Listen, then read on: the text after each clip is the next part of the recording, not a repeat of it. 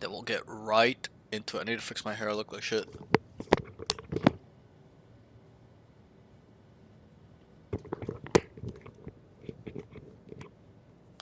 Alright, we're gonna get right into it. Let's get this one done. It's a grind. It's a grind.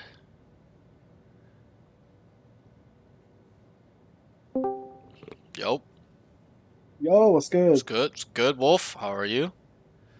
I'm doing good, bro. I just Alright. ate a burrito at my friend's restaurant. Sorry, say that again. You cut off. Oh, sorry. I ate a burrito at my friend's family restaurant. It was goated. Like Nice, Canada Dude. nice, nice, man. Jealous, bro. I have like 10 chicken wings staring at me and I can't eat, so I'll be eating after the session. Oh, All good. Okay, so we'll get right into it, okay? So, oh, okay. 1 second.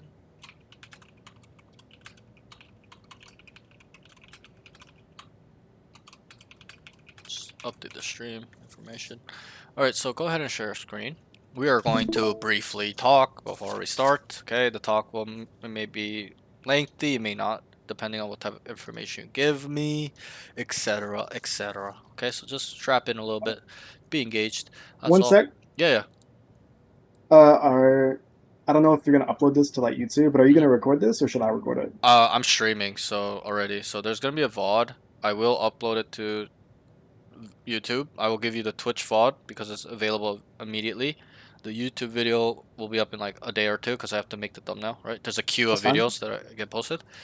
So yeah, you don't need to record. You'll get a recording. Um, yeah. Anything else?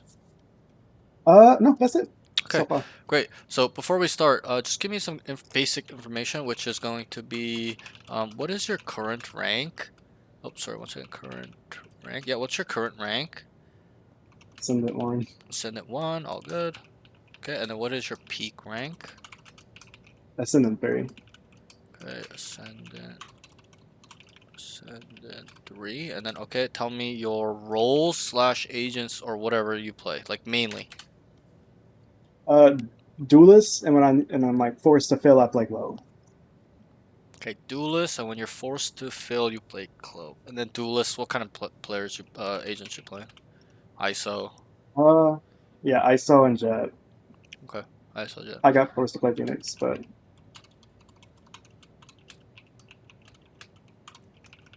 Okay, cool. All right, awesome. All right, so the first question I usually start off with is try to be as specific as you can be, but just tell me how much time do you put into Valorant? Like daily, weekly, whatever. I'll calculate it if you can. If you can, great. uh, like I'd say around 3 to 5 games, so Hmm. 3 to 5 hours, So let's and then average that I at like 30 minutes. That's one. That's like 2 hours a day. 3 hours. yeah, three Okay. hours more like. Yep. Continue. Sorry. No, you're good. The today and yesterday I've been like really busy, so I haven't played. But Hmm. aside from that, I've been really consistent these past like month or two. Sure. But generally, you're playing 3 hours a day. Yeah, Okay. So that's like what, 18 hours a week? Is that fair to say? Maybe a little bit more. 20 hours or less.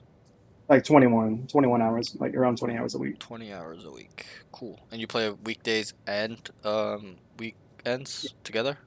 Yep. Okay, cool. All right. How old are you? 17. 17. What the fuck? Really? You sound like you're 30, bro. Bro, like, I think it's the mic. I don't know. It could be. Or maybe you just have a deep voice. So, who knows? Like, you sound mature, is what I'm trying to say. No, No, no, no, no. I get it. I've gotten it. you got that a lot. Like, you telling me you're 17, Kind like, of. it shocks me, actually. Okay, 17 years old. Cool. All right. Awesome. 17 years old, about 20 hours a week. Okay, great. All right. Um, the next question is, in terms of Valorant, again, be as specific as you can be. All right. What are you struggling with, or you think you're struggling with? The walls you're hitting, stuff like that. I mean, okay. Be I think specific. it's really my mindset, very Okay. specifically like the way I go about things. Okay. I have like a very go go go rush rush rush kind of mentality, and I know I need to fix that, Mm-hmm. but it's like I don't know how to. Like Right. the only thing that's ever really helped is like I got diagnosed with ADHD, so I take like Vyvanse for it. And so when I play on my Vyvanse, I played like different. Like Right. Yeah. Okay. it slows me down a little, but like Is I need to slow down is more. this like your biggest problem though with mindset, or do you like have other issues? I mean, the other stuff I'm kind of ironing out just on myself, like, but it's Sure. really just rushing, like just not taking my But lay time. it I don't all know. down with me. So what are those other things you are ironing out? You don't have to Like if it's personal, but like, if it's like general mental stuff, then you should probably tell me because I need to know just like the root. lack of like not Yeah, yeah. knack. I think it's lack of confidence. Yeah, lack of confidence Okay, really. lack of confidence. Okay. What else? And We'll break like these down. I get frustrated if I don't understand something. Like if I do it consistently, and I'm starting to get frustrated with Valorant Okay, you get frustrated when you don't. What was that last part? when I plateau. Like when I plateau. What when you don't understand something you said, right? When Yeah, okay. And why do you think that is? I mean, And I should say it like this. Do you get frustrated at yourself or your teammates? yeah. Like you'll externalize it, or is it internal? I mean, like nine times out of 10, it's myself. But Okay, like there'll be there's times. always Yeah, that. yeah. Of Like course, we're all human. yeah, Yeah, yeah. Trust me, I can definitely relate with bad mental. I'm the prime example of bad mental. I've been banned 3 years total in Valorant. So, like 1 year banned 3 times. So that's cool. 3 years, right? So, um, and I've changed and I've come a long way too. So I can help you with this a lot. Okay, but okay, so far you have mindset like you think your mindset needs to change in terms of you have a go mentality, you're running it down, not being patient enough, you lack confidence, you're frustrating, you get frustrated when you can't understand. And let's break this down further. What do you mean by when you can't understand? Like when you can't apply something you learned, or when things go not your way, like it's out of your control type frustration. One sec. It's more like I've been trying to learn crosshair placement recently, Yeah. and it feels very frustrating because it feels like I'm not making any progress. Like I'm applying for what I know, but it's so much, Mm-hmm. but I don't know really how to go about it, how to apply what I've learned or learn how to Interesting. learn. Okay. Interesting. All right. Okay, that's fine. We're gonna break all these down. Okay. So, but what else? Uh, like whatever issues I have in Valorant Yeah, mental. You or stated mental, so we're on the topic yeah. of mental right now. In terms of your mental, what other problems do you have that are affecting your game or ability to win So and like I climb? do this thing where I know something's not like optimal, Hmm. but like I do it anyways, trying to get away Right. with it, if Yeah. that makes sense. Lack of discipline. Yeah. That's what it is. When you know that it's bad and you're doing it, it's lack of discipline, right? So, uh, okay. What else? Uh, really just I think that's really the big thing. Okay. It's just like my lack of discipline and my like go go go mentality. I feel like if it went to bad, I'd be like immortal. Okay. That's fine. So we'll break these down real quick. Okay. So Okay. with the go mentality, why do you feel like you need to go? It's just I feel like the a pressure almost Sure. like just from let's say I get like remoted or something. Sure. Uh, you Uh, know what I mean by pressure, like in game pressure. yeah, like aggression, you mean? Yeah, Okay. But I want you to break it down. Like why? Why do you have this or feel like you have this in you? really a lack of confidence, man. Like Your I lack of just feel like if I yeah. Go ahead. just like it just is hard like for me to gain confidence and Okay. like in Valorant. I Yeah, mean, yeah. And like obviously, I before we like talk, I'm not here to judge you at all. So don't feel like I'm oh gonna yeah yeah judge you at yeah. all or anything like that. But um, because I'm gonna say some stuff, but it's like your lack of confidence makes you go. That to me doesn't make any sense. And so that's why I'm saying I need the root cause. Like let's get down to it. Like fight or flight, bro. Like I have like like chronic anxiety, Okay. like is very much I feel like fight or flight. Like I Sure. rush my shots. Right, right.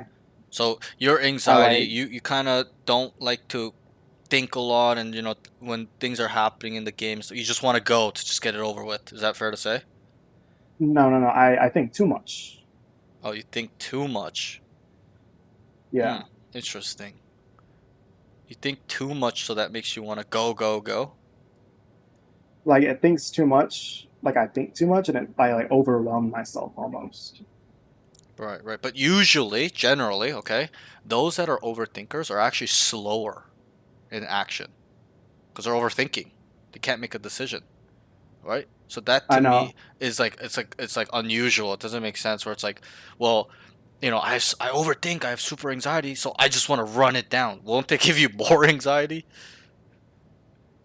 You get what Yeah. my point is? Like Like yeah, I get what you mean. like But I'm generally, also yeah, hesitant at times. But yeah, right, right, generally like yeah, it it's like I know I have to do it, so I do it, but it doesn't like go away like fight or sure, flight. sure, yeah, yeah, and and So and, it makes me and rush things. also it's a little subjective, but through my experience with coaching a lot of people, me playing and seeing a lot of players in general, usually lack of confidence makes them less go go go because they're not confident to go in, right? They're scared. There's fear. There's uncertainty, right? So, I Yeah, really want to get to the root problem of why you have this go go go mentality. Guys, just go, run it down, brim all day, run. And I'll be honest, I used to be the yeah. same, but it didn't come from lack of confidence in my experience. It came from overconfidence. I felt like we can just run it down and just shit on them every round,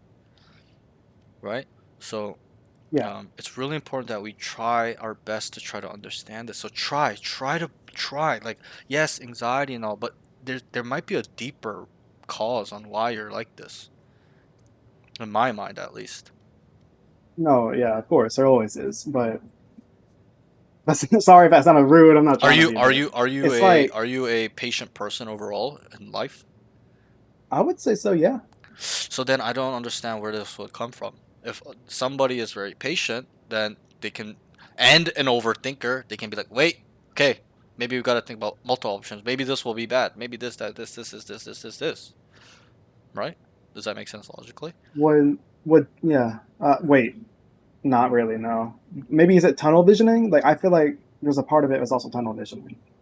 Okay, so that is probably what you should have told Like me, right? Like you're just tunnel visioning on going in, right?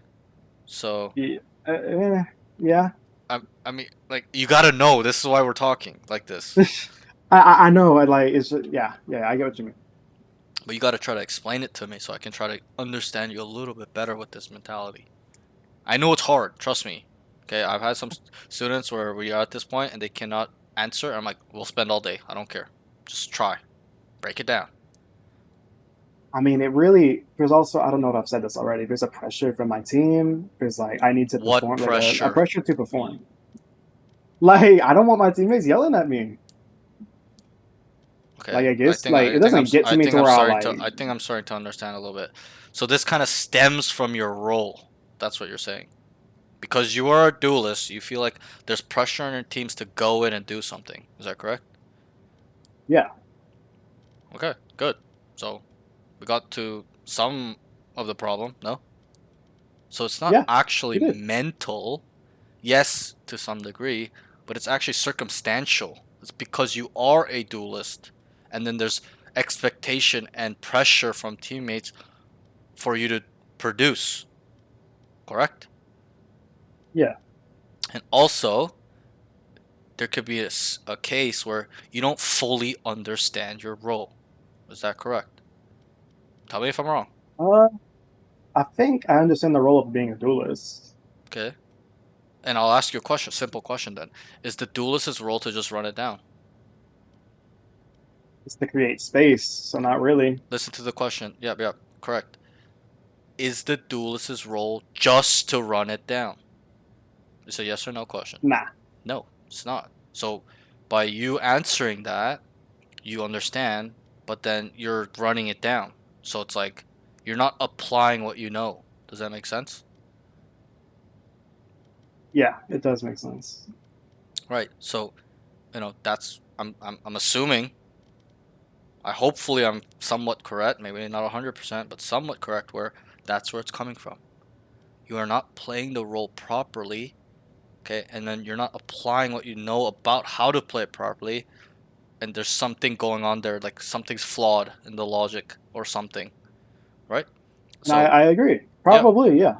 yeah, I can see that when I use logic and think about what you're telling me, what I understand as the role as a duelist. I'm a duelist player myself. Okay, so uh, yeah, and so this is why I said, bro, let's break it down, right? Because imagine if we just blew past this point, we'll never know why. And to me, That's true. That's as a true. coach, it's really important that when I ask, yo, what are your problems? What do you think you need to, hit? What kind of walls you're hitting? Why are you here? That you fully understand. What kind of coach would I be like? Yeah, what are your problems? Like, yeah, all this mental stuff. I'm like, okay, great, play a game, kick you on the ass, and on the way you go. I'll be a piece of shit coach, right? I just take That's like your, half of them, bro. but that's what I'm saying. I would just take your money and just tell you to fuck off, and you would get no value. That's not why I became a Exactly. coach.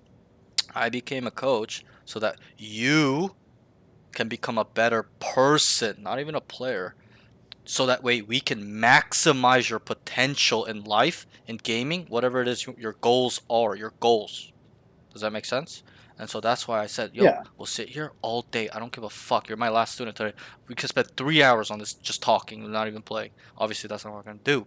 But this is what is really important, because if you couldn't even understand why you have this go, go, go mentality, how can you get better? Right? I couldn't. I couldn't. Exactly. I'd be in the dark. Exactly. And so, what I'm saying as well is that hopefully today, after today, how we talked and stuff like that, you need to do it to yourself. Because am I going to be there holding your hand every day? Good morning, brush your teeth. No. Taking a shit, I wipe your hope. ass. I hope. Yeah, well, yeah, yeah, me too. I wish I could do that too, but I can't. Sadly, No, no, I there's get what you mean. Yeah, distant, I need to do it whatever, to myself. right? It's like a little bit more, over exaggeration, but that this is why I focus on the mental in the beginning.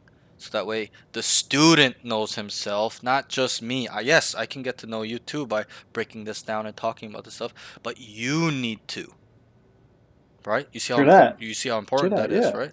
And so I hope that makes sense logically. But um it does. uh, okay, so great. I'm glad we got through the cause. Okay, go go go mentality doesn't come from your state of mind, but it's circumstantial in terms of your understanding of the or your actions as a duelist.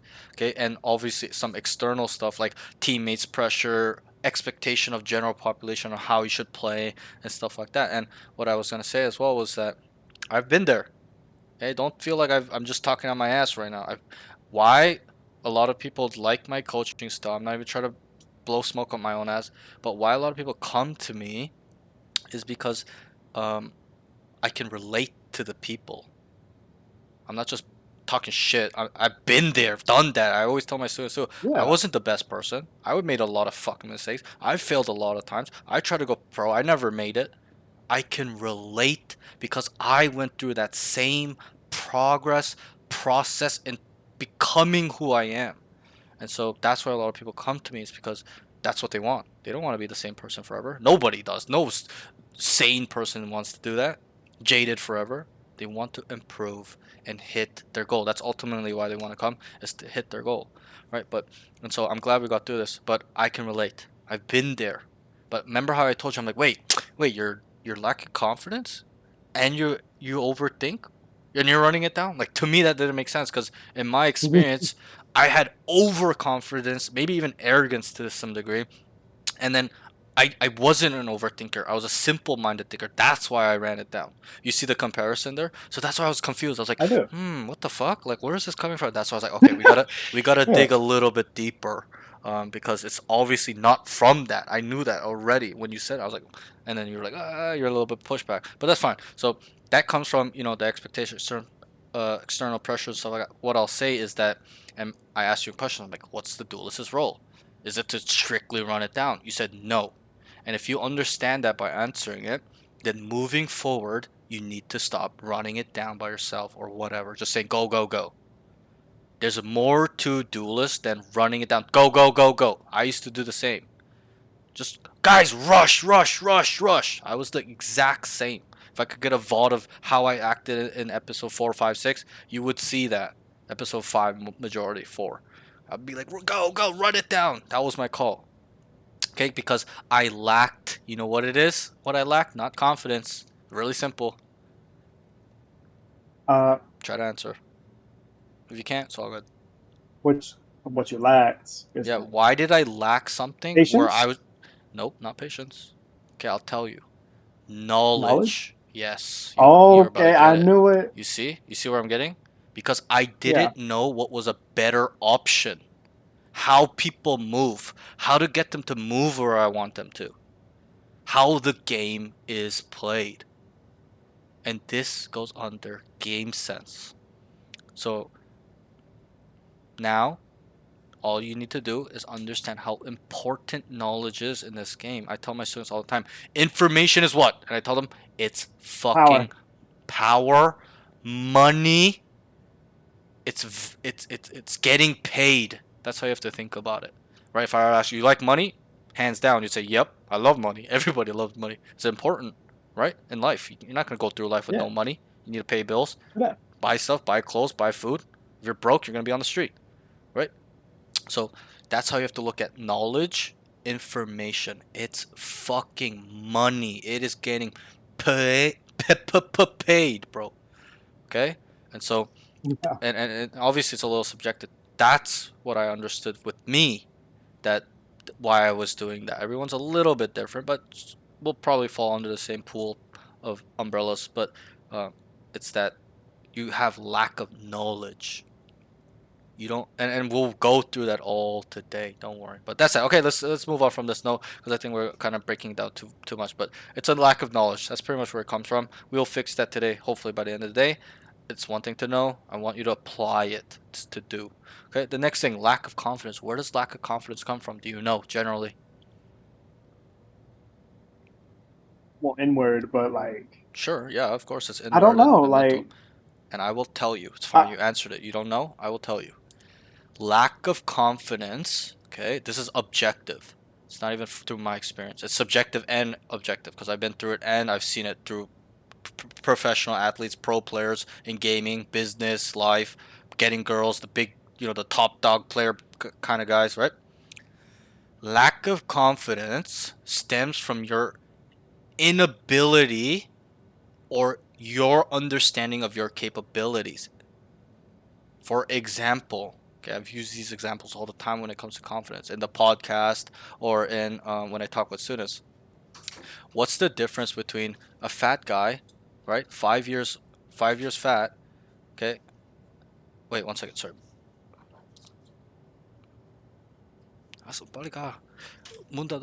Okay, so what's the difference between a guy that sits in his basement, eats potato chips for the last 5 years, fat, he's 300 pounds, gets no girls, jacks off every day, plays video games, versus a guy that's absolutely jacked. The last 5 years, he's been working on his body, fully ripped, to 185 pounds, solid muscle, abs, everything. What's the difference? discipline. Sure, but in terms of mind, what is the difference? Who's more confident? The guy with the abs. You know what I mean? Right. And so that and obviously he he wasn't born like that, was he? Nah, No. He gained that confidence to go up and talk to 10 out of 10 model girls and this and that through the process, through training, and he developed that through his capabilities. He knows he can pull girls because he's that jacked. But was he always like that? Sometimes maybe, but most nah. 8 out of 10 times, no, they're not born like that. It's built. Do you understand? So Yeah, and I can give you another example that may be a little bit better. Think about a UFC fighter. Is he confident in himself to kill anybody at any given time? probably Yeah. And how did he get there? Through jacking off every not day and building it. by building it, by training and sacrificing his whole life to submit people and knock them out. No, it's through his Exactly. Yeah, capabilities. And so you lack confidence because you have not built it through training, VOD reviewing, improving game sense, and then you do that a little bit, let's say, for 2 weeks, and you see improvements, what will happen? You lack confidence or you gain confidence by being like, And whoa, I've improved. You gain. You see where it's going now? And so yeah, by you saying you lack confidence shows that you're not putting in the work.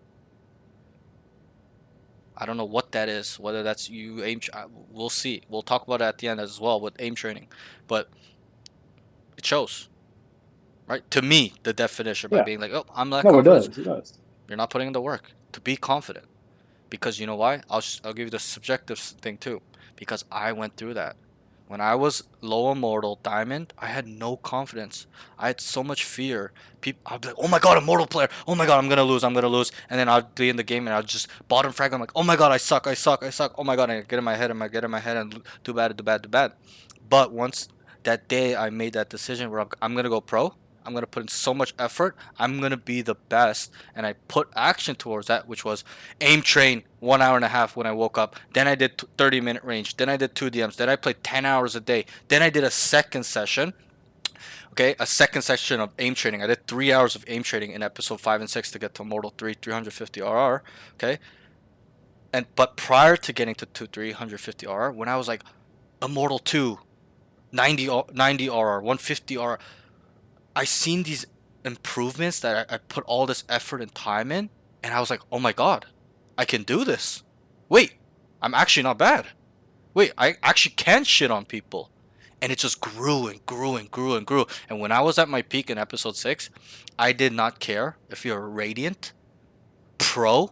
I took that challenge. I'm like, I will shit on you, whether that went bad or not. And I would learn from that moment. But I would say, I'm confident in myself. I can kill this guy, and I did. If you go to my tracker back in the day, there's radiance in my lobbies, and I would top frag. I'm match MVP. I'm shitting on these guys because I wholeheartedly understood I could do that and my capabilities because I put in so much time, effort. I saw the improvements, and my brain just naturally started changing and growing into believing that I can. Do you see what I'm talking about? And so Yeah, this is where it comes from. This is why a lot of people don't understand. It's not something you just go, I need to be more confident, and it just bloop, shows up the next day. It takes yeah, weeks, it takes months, it takes years to develop. Okay, in a traditional sense, from going fat to years, fat to D's, he's not gonna gain confidence until he starts shredding 100 pounds, seeing a little bit of his abs, his muscles start coming, his delts, his traps, his chest is looking really nice. No, but in Valorant, yeah, to gain this confidence is much quicker than you expect, as long as you are putting in the work. So that's where you can gain confidence. That's where lack of confidence comes from. Okay, that's one way. Obviously, you can do some mental work too to gain confidence, but also confidence can come from knowing yourself truly. But again, that's capabilities. So I hope that makes sense. Let's move on. Um, it does.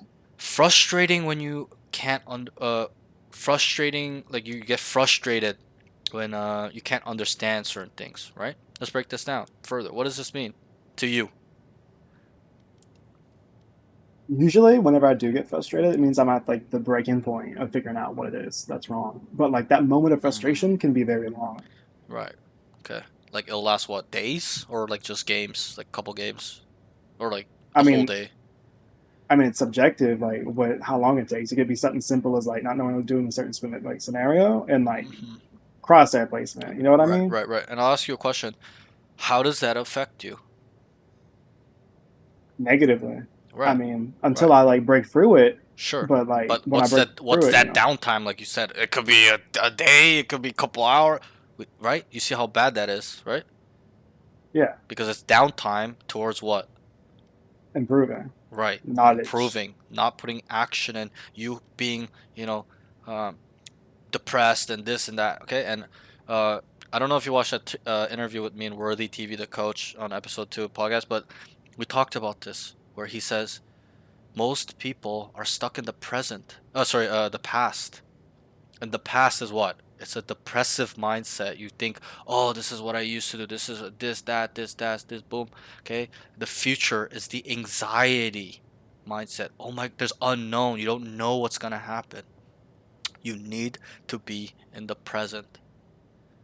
You don't understand something, you try to apply something and it's not working.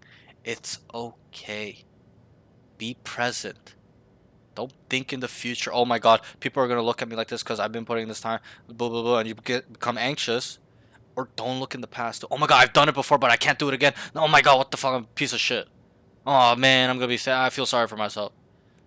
Don't look in the past or in the future. Be present. Understand. Okay, I've done it before. I want to do it again in the future. It's fine. I've made mistakes. I don't know why. Let me try to figure it out.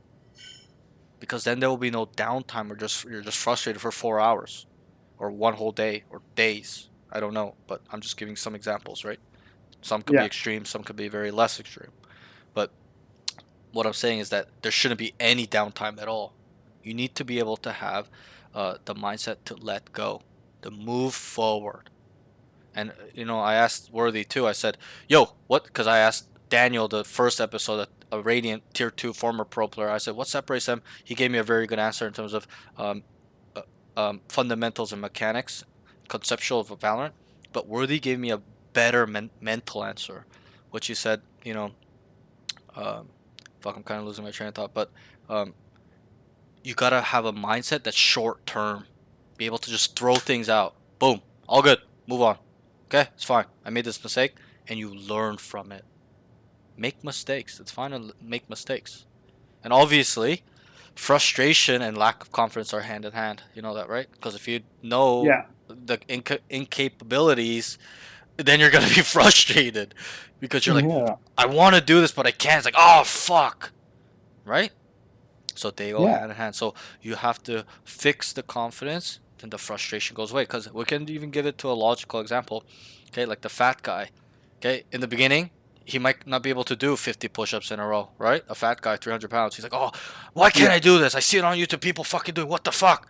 And then as he starts putting in that work and being patient and understanding, it's okay. I'll go one push-up at a time, no matter how long it takes. And he finally does it. And then he gains confidence. And then he's able to snowball that and he does it every day, right? Will he be yeah. frustrated anymore when he has a sex pack? No. Not. Right. And so you see what my point is it really goes hand in hand. That's why you have these two problems. And it goes back to your confidence. So build your confidence through not only training and building up your capabilities, but it starts with believing in yourself from the get go. It starts with your mind, your body will follow. Okay? So that's some information there, right? The last Mhm. thing we'll talk on before we kind of get into the games, is the game is lack of discipline. Where does this come from, my friend? When you know this play is bad, I shouldn't peak, but I go and die and lose the round for my team. This is the most important one that you need to focus on, probably out of these, because you can't Uh, you can't train, you can't gain confidence to get rid of your frustration if you don't have discipline.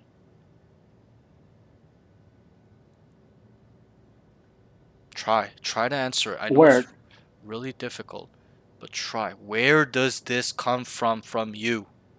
Is it learned? Is it bad habits? Are you like this in real life? What is it? I'm not here to judge. I don't care. probably, bro. I mean, I guess it's bad habits. Like Sure. And I'll ask you a simple question. Are just you disciplined in life? Do you make your bed, brush your teeth, work out, eat well, take care of like responsibilities? You don't need to get yeah. into What details, but I mean, I would say I would. I pretty much do everything I'm supposed to. okay. But then where does this come from? Because to me, if somebody's super disciplined in life, right? They're not a piece of shit, or they kind of uh go up to what's the word, keep up to the standard of their responsibilities and stuff like that, then you shouldn't have trouble with this. Why won't that skill transfer over? Is it an I guess. ego thing? What do you mean ego? As in, some people just like, yeah, I'm just gonna swing because I want to kill, right? I want to just peek. I want to just do this because I want to do it. They're selfish. Where does it come from? It's really important that you break this down, because you're saying you're disciplined in real life, then you shouldn't I have a mean, problem it's with it it's in game. it's maintaining my discipline. I think is a better way to put it. Like I have moments where I'm very disciplined Yeah, in the yeah, game. Like I don't peek into a sure, 5v4, right. but I also like is But consistently that's why I wrote it like lack disciplined. of discipline. I'm not saying you have absolutely no discipline. I think if you had absolutely no discipline, I don't even think you could get to Ascendant 3 peak, right? But that's why I said Yeah, lack of. It's not elite discipline, but it's really important you know where this comes from. Just how we like did them. laziness. Sure, yeah, that could be one, but and then we'll break it down for why are you lazy in game? It's just easier. It's easier not to like have to think. Is it fair to say you're autopiloting then maybe? Because that's what that I seems think like more. You're just not thinking about the game, you don't care. ah You're just like tabbing out I on know I've had YouTube. an issue with autopiloting, Sure. but like I thought I've been getting better at it. Sure, it's not about feeling, it's about knowing. I mean, I know I've gotten better at it then. Okay, great. But then let's break it down. You're still not answering the question. Where does this come from? You're beating around the bush, not knowing. I don't know. I don't care. I need you to know and care. Where does it come from? Yes, laziness. Where does your laziness come from? Are you lazy in real life? No, Okay. like So then it shouldn't transfer I mean, over in game. actually, let me think. Let me think. What does make someone lazy? Doing the things What would you they're say? supposed to do. They're like, Like I do it, not thinking so at I guess all. not. So you what, sir? Like I do what I'm supposed to do. You know, I do my Yeah, so schoolwork. you're I telling me do. you're not That's lazy, you're not disciplined. You have some but but in game, right? We're talking about Valorant now. Maybe we can shy away from the personal, but where does this come from in game? And I know you're young. It may be hard to try to kind of get to the root of this, but this is a really, really, really, really important skill you need, not just in Valorant, but life, to be critical. Especially when you're telling me this is a problem, right? Does that make sense? I have a problem, but yeah, I don't know. If you don't know, who will know? Nobody will know. Nobody will care. exactly. Yeah, That's yeah. why I'm spending this extra time with you to break this down. So you know. It's for you, not for me. I know my level of discipline. I don't know you. Because you want to go, and we'll talk about this right now, right after this last one. No, it's the next question I'm going to ask you, but it's towards your goal. But I don't want to get there yet. But so, where does this come from? Try to answer. We could spend all day. You need, and that's why I told you, I'm not here to judge. Okay, if you feel like there's a fear of judgment, I am not going to judge you. It's not that, man. It's not that. Okay, so then But it shouldn't be this hard to answer this question. You need to know. I Where does this mindset come from when you're like, I'm just gonna do whatever I want? Nah, I guess it's because I'm selfish, man. It's probably ego I've been. good. And Like that's I why just think I'm better. that's what I already knew. I'm like, I think it's ego by you, whatever. Okay, you kind of not wanting to listen to people. I don't know. Okay, well, I'll take a look as well. I'll try my best. But good, you answered it. I'm selfish. Maybe it's ego. But by you not answering it, not trying to take any accountability, responsibility at all for your own mind, how am I supposed to help you? I And mean, this you is can't. That's the thing. and this is what I talked with Worthy too, was which is like if we can't get through your own mental stuff, you all this knowledge, all this stuff I'm gonna teach you right in this game and in the custom game, it's gonna go right by your head. And he agreed because I he agree. experienced that too as a coach, and he's got thousands of sessions. I only have hundreds of sessions. I've only been coaching for 6 months. He's been coaching for 16 years, and we both agreed. He fully agreed with what I said. So that's why I'm doing this with you. And I'm glad you finally answered it. It's not that hard. Was it that hard? No, it's not that hard. It's just there's some fear there of owning up to it. Maybe not even fear of judgment, but owning up to why. Because you know it's bad. No? I mean, yeah, Yeah. So, but good. Good, you have answered it. You're selfish in Valorant, in terms of why you lack of discipline in Valorant, not life. I'm talking about Valorant. yeah, Okay, you're selfish. You don't want to listen to people. There's some ego there. There's a lot involved. Maybe the lack of confidence as well helps. Does that too, right? The frustration, yeah. and you see how all the shit added up. It all makes sense. You lack confidence and you're frustrated because you lack discipline. That's the root cause. And you lack discipline because of your own ego, okay? And because you are selfish in Valorant.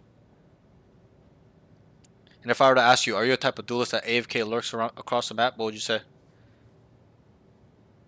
I catch myself doing it. Yeah. Yeah, I have I seen you play? No. Nah, I automatically know with this information that you tend to do that. See how scary that is with all this information? So it that is. that's that. Okay, let's move on. I hope this information, and don't worry, there's a VOD too, right? So don't worry, freak out like you're never gonna remember this information. Go back, rewatch this moment in time. Oh, I'm taking notes. Yeah, Yeah, yeah, I'm take taking notes. notes That's too. fine. Yeah, take notes or rewatch. All good. I'm just saying, the VOD is there for you, right? It's for you, right? Yeah, So don't worry if you don't whatever. But that's okay. So let's move on. I hope I kind of helped you with terms of your mental stuff. Let's briefly go through it because we spent a lot of time on your mental because it's important. But what do you think about aim? Is it good, bad? Just be very generic. It's fine. We don't need to go crazy. Aim. What do you think? Out of it's 10? good. Good. It's good. Okay. I'm like 7. Like I'm Okay. better than the average Okay. person. Cool. You aim training every day and stuff, range stuff, or no? Uh, I do DMs and range, but I don't aim train very How consistently. much No, time do you spend on your aim a day, out of the 3 hours a day you put into Valorant? Be honest. like 30 Okay, minutes that's fine. to an hour. Fine, it's fine. We're gonna talk about more of this stuff at the end of the session, so it's all good. And I'll also take a look, so don't worry about it. Okay, game sense. What do you think about game sense? Strong, weak, bad, good. I say strong. Like Okay, 8, 9 out of 10. 8, 9 out of 10. Bro, you're making my expectations of you really high. You say 8, 9 out of 10. Okay, Like all I right, know things, but it doesn't mean I'll go about that the right way. sure. And I'll take a look, um, if that is fairly accurate or not. Not saying it's not. I'm just saying I will definitely take a look. Yeah, yeah, Okay, all good, all okay. good. So that's that. All right. So yeah. Okay, let's move on. So the last question before we get into the game, it'll be really quick. It'll be probably less than 3 4 minutes, but uh, be as specific as you can be. Once again, okay. In terms of Valorant, what are your goals? What is it you want from Valorant? Give me the big I dream. want I don't want to this. hear a I mortal want one. What is it you want Mortal from 2. it? A mortal 2? No, You're already there. I want to You're be like I want to shit on people, bro. I want to shit on as many people as I can. sure, but try to be more specific. Like Radiant, obviously, but then like a content creator. Okay, that good. That's an answer I want.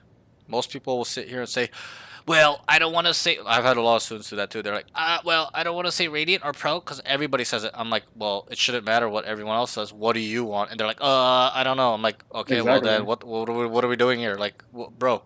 Okay, so I forced them, not you, but I'm like, "We're gonna fucking take 30 minutes if we need to. What is it you want?" Okay, but good, you answered it. Yeah, That's the answer. And that's why I said big dream, where you can visualize yourself doing and wanting to do. Good. Radiant content creator. Do you want to go pro? I can't do that to myself, man. Those Sure. people aren't happy. Right. Well, there's they sacrifice a lot to get there, right? So good. Yeah, that's what I We mean. can throw that out the window into the trash can. You know why? Is because a student that tells me they want to go radiant content creator versus a student that tells me they want to go pro. It's like, bro, I am more hard on those that say they want to go pro. My expectation of them becomes higher. Like, you know what I'm saying? Because it's a different journey. I teach them the mental stuff slightly differently. I'm not saying the session changes like 100%, but I'm more lenient towards those that are not gonna go pro because at the end of the day, it's not end all be all for them. People got jobs and shit, right? They just want to get better, right? But it's still important that you have this big goal, so that way we can take the small goals necessary to get there. And we'll kind of talk about those probably near the end. But great, I love it. Radiant content creator, that's correct. And obviously you can change this anytime you want. But why I do this with students, just the mental, we broke it down. It's important that you know, right? Because imagine if a student was like, Yeah, I don't know, and I'm like, okay, great, let's play a game, and then I break down these notes. Goodbye. He's never gonna take action towards that goal because you know why? I was there. That's why I failed. I had this big dream, but it wasn't big enough. It wasn't specific enough where I constantly thought about it. Constantly, even though I obsessed over this going pro, it wasn't purposeful enough where I'm like staying on top of it, keep going no matter what kind of days there are and stuff like that. So, anyways, that's that. So you don't want to be pro, great. Throw that out, that mental journey out the bag. It's a big different mental journey. I've been pro when I was 14 in StarCraft 2 for 2 years. Going to MLG Anaheim. I don't even know if you know that. It's probably 20 years past your I know time. StarCraft. Yeah. Right, but you probably don't know MLG. It's kind of like DreamHack, No, I Evo. know MG. Okay, okay, great. So, at that time, that was the main game for MLG. Then it was COD, but, there's 8 million people playing StarCraft 2. I was top 200 GM It's big, in bro. Grandmaster. Getting flown out, stuff like getting contracts. And then I tried to go pro in Dota 2 as well, 2016. I spent 4 years chasing that dream again because I failed in StarCraft 2, even though it was a bottom of the barrel pro. I spent over like so much, countless hours. Failed, got to top 500, quit. Tried to go pro in Valorant in 2022. Yeah, like a couple of years I was working in between, and then I wanted to go pro, and then I failed again. Last year, I tried to go pro in Spectre Divide. I was top 50 on the way. I was like, finally, finally, I'm there, I'm networking, and the game died. What can I do, right? And then this year as well, I played Mecha Break. I was top 100 with another student. I showed him we were grinding. We are gonna make a team, maybe potentially go pro because we were facing a lot of pros and ranked and stuff, and that's why I was inconsistent in June. But yeah, game died, so I quit and I came back to coaching. But so that's a little bit about myself. You can go ahead and queue. Um, Oh, okay. I think we had a very good conversation and some important stuff. How today's session will go is we are going to play one game. I'm going to be writing notes in 5 categories. I don't know if I told you this. I think I did in the DMs. I don't remember actually. No. But there's 5 categories: aim, communication, aim, utility usage, movement slash positioning, micro and macro, and then there's game sense slash mental game, and then we'll break them down in a custom game, and then at the end we're going to talk about your routine. If you want to use, I'll give you a bunch of resources on playlists and stuff, how to do them properly, so that way you can start becoming elite. Right? I'm sure you want to be Yeah. elite. I'm pretty sure everyone wants to be elite. And so that's Oh, yeah. that's 99% of students. So most of them take the resources and stuff like that. But Match yeah, found. that's all. Okay, so we won't be talking. Obviously, second session onwards, we usually talk. You play 2 to 3 games, and we talk in between rounds because there's no like fundamental stuff I really need to teach you anymore, because you do that in the first session. But yeah, so good luck on your game. Don't be nervous at all. Okay, I tell my students all the time, don't be nervous. It's fine. Okay, if you do bad, it's fine. We're gonna break it all down. So I'm gonna improve, learn I from our got it. mistakes, and that's all. Okay. And then I was gonna tell you to obviously play the role you play, but you got it down. Oh, Got it down, my friend. Oh, yeah. Just make sure you just like insta lock the role you want to play, okay? So that way, like I you're got. not playing like Clove, and it's like, bruh. Even though you play Clove, you know what I mean? Yeah, yeah. Like it's still secondary. I want you to really improve your main thing right now.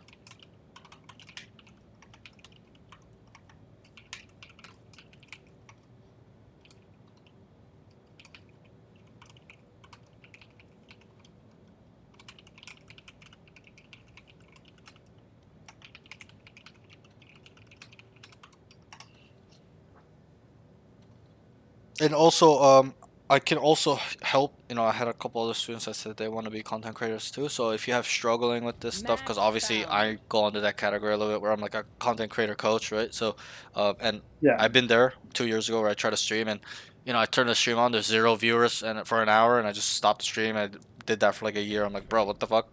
And then I kind of like, you know, this isn't even my peak of streaming. Like in the beginning of the year when I first started coaching, I was averaging like 20, 30 viewers. And then I was inconsistent. So people got school, it's summer, and people stop watching. People grow up, Yeah. people leave, come and go. So my stream's been a little bit slower these days. but in the beginning, like I was like streaming like 4 months straight to like 20, 30 people. So, but I can help you get there as well in terms of what you need to focus on with that stuff too. So, down the line, if you need help, you can always come back to me and ask me. I can always help you on what's important with that stuff. So, Yeah. because I know how hard it is to really get traction and views. So, been there. I've been there, all my friend. Trust me. I made like an edit like a Yeah. while ago. I got like an ace. Like I Yep. just like just a montage. Dude, I got like 4 views. I was like, what the fuck? Yeah, trust me, I've been there too. Where like you put in that much time, and you're like, "This is it. This is the video to blow me up." You post it. Like I was expecting like 20, Yeah, you yeah, know, but yeah. like Just no, it's yo, content creation is much harder than people think. It's really hard, but the key is yeah. consistency. Anyways, that's that. Good luck on your game. I'll see you after. All right. Okay. All right. Hello, everybody. Uh, any questions you guys have, I can answer. I wish you guys do, so it keeps me busy as well while I watch and play, because I can do both. I think at least. Yeah, that was a very tough conversation with his mental. He didn't know anything, so obviously, I'm not gonna leave it at that. Be like, yeah, you don't know, and move on. It's like we gotta kind of go Okay. get to the root problems. I'm gonna vulnerable. So he said his Truth. aim is good, and game sense is good, I'll find you. and a Vay can relate. All right, gotta break that shit down. And some students might get scared. Like I've experienced it. They're like, Vulnerable? how do you know off this information how I am as a person? I'm like, trust me, I know. I'm experienced enough. I'm old enough. Fucking 29. I think I'm old enough to kind of Down A. understand what this stuff means. I still by sight. One enemy Shield. remaining. Good. Last player I'm gonna standing. shit. Ooh, See. all good. Lol. If you guys notice anything that I've maybe missed, you can say it in the chat. I'll tell you guys if I got it down or not, stuff like that. Chamber. I mark them. You shoot them.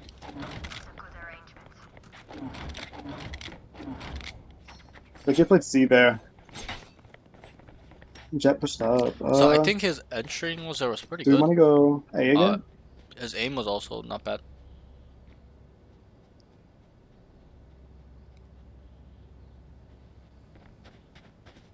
Woo! Let's start. Whoa, it's lagging.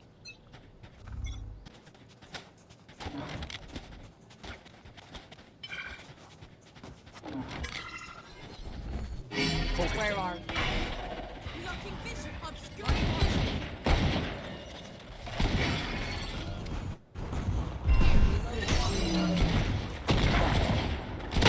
110, 110. ISO. Too easy. Too easy.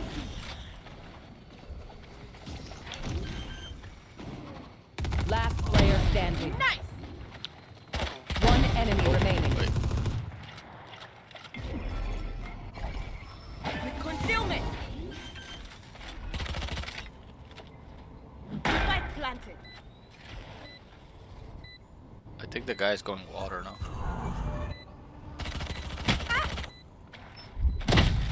Oh, yeah, nice, nice, dog. nice. When he hit the shot, but he didn't kill him, I was like, oh no, he's gonna die. But then he was reloading, so he got a second bump off. Nice. That was a good round by the Astra. Bucky goes crazy. Okay. He's quite young, but he sounds really old for some reason. He sounds like he's 30. He sounds older than me. Let's buy up, yeah. Fuck, guys, I'm tired from yapping, but Fight harder. it's a part of the job. It's a part. How old is he? 17. Find you. Doesn't he sound 30? Or am I tripping balls? His name's pretty nice. Hush. Let me in. Bring them down. I'm grabbing the orb. Bring them down. Over there. One other. ISO. Radiant content creator. That's his goal. One enemy remaining. Which is a C player.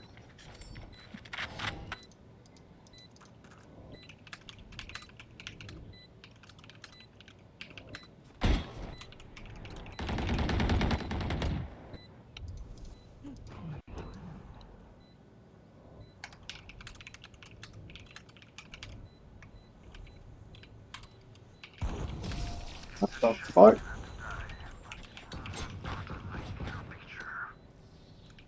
Race into the spike sites.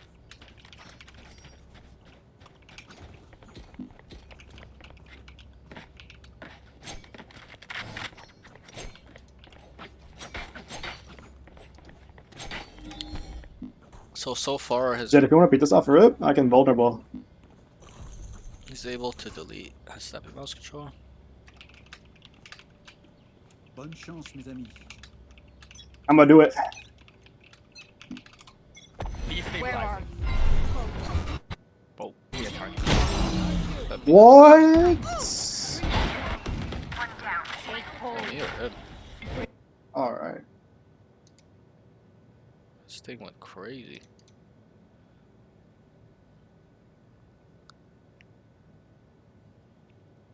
So far, not seeing anything bad actually. Like from his game. Like I don't think he's doing anything terrible.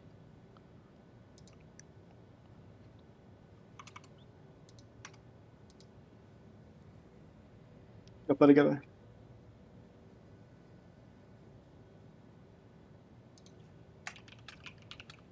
Nice.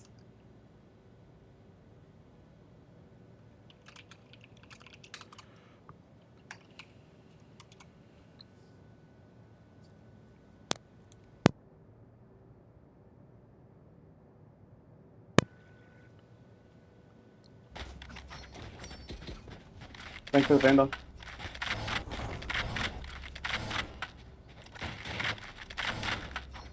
I don't have money. Who will I spot first? Let's get Fade Orb here. I'll find you. Taking that back. Destabilize.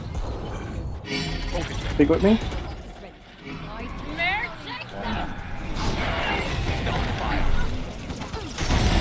Not enough. My ult. Whoa. Whoa. No more dreams. I'm gonna shoot. Fade Hall. Fade Hall. Fade Hall. One enemy Fade remaining. dead. My ult is ready. Jet used Utah. On site? What the hell? Asshole. I thought I would have to work today. Okay, pretty good round. I like that he told the Fade to get the orb, but I I got wrote Cage down ult. that I'd Not actually rather Fade and Jet. him take the orb and then ult.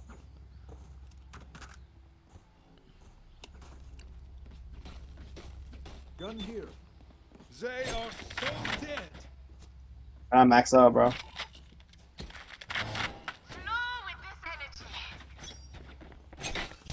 Well, vulnerable. Break. No distractions. Shit. Smoke clear. Them down. No targets. Stopping fire. Bring them down. Face your fear. It's you and me.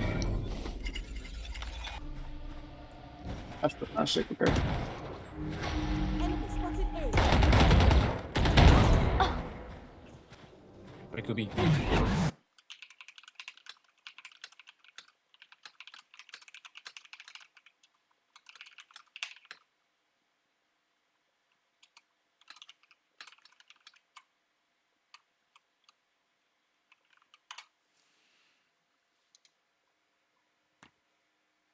Oh, we saw one stairs.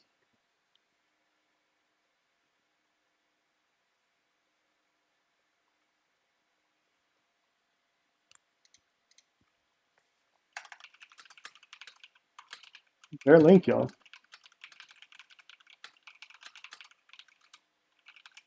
Good pizza. One enemy remaining. Spike down B. I got the spike. Ooh, nice shit. Oh guys, I just cracked my neck and it just went like oh my god, like deep in my neck too, not like the outskirts. Like I felt that shit. Ah, it doesn't hurt, but like it just felt good, but like weird at the same time. Just went like five small pops in my neck. Like, whew, that felt good, but weird. I don't know if you guys heard that on my mic, but what the fuck was that?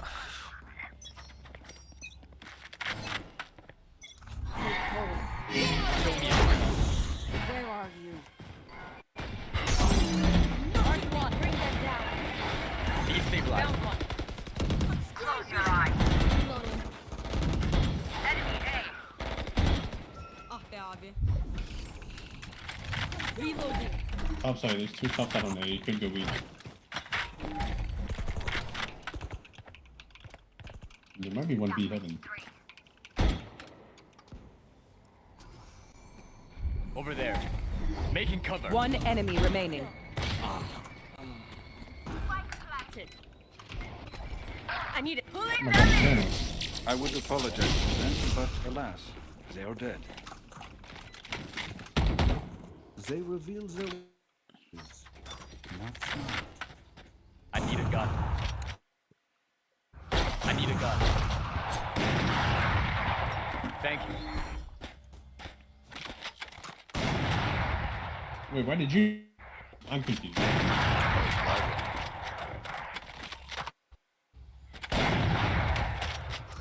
My brain's not working. My bad.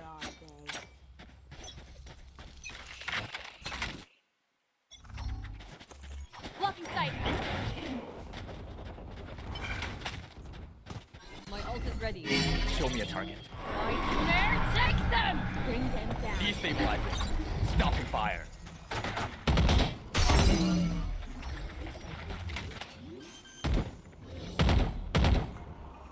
Spike planted.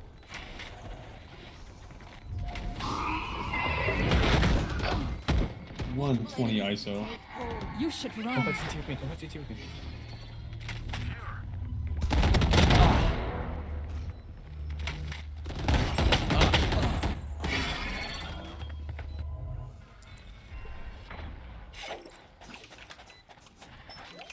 Pulling them in! Last player standing. Let's see.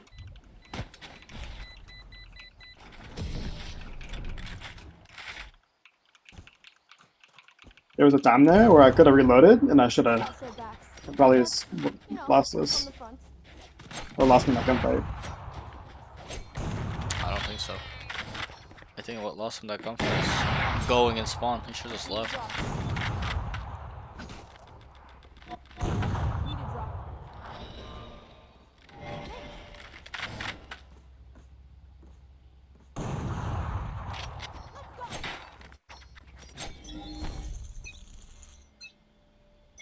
Breaking Watch them. them. They'll find you. Focus. Bring them down.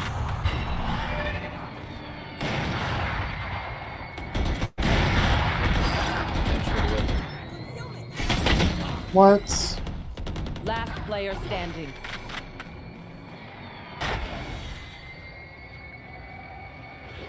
It's hard to Kovacs with intent. I'm in such a bad habit of. Yep, that's the problem, man. Anave, I sent you the resources. The Kovacs playlist, the 2 VODs on how I taught the 2 different students on how to do it properly. There's no excuse. There's no excuse.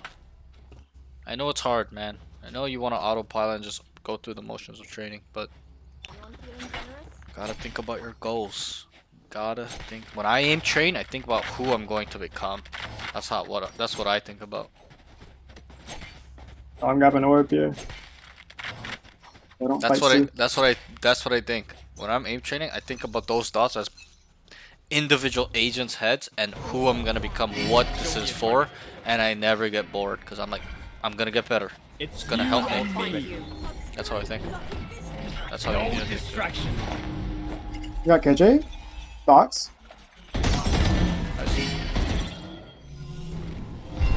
And I know, man. That's Anave, I know, bro. It's hard, man, but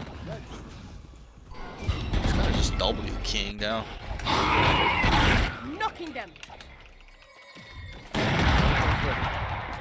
Last player standing.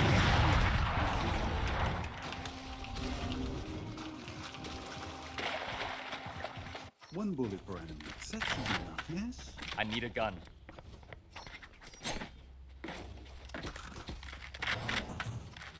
I think his aim is not bad. It's pretty snappy, It's clean. Micro adjustments are good. It's Need a kind of more his We buy here, no? communication skills. You know, the whole shebang. Need a drop. This is business. Being generous. His movement is actually quite bad too, actually. Gripping it. Like, he's just W king all the time. Show me a target.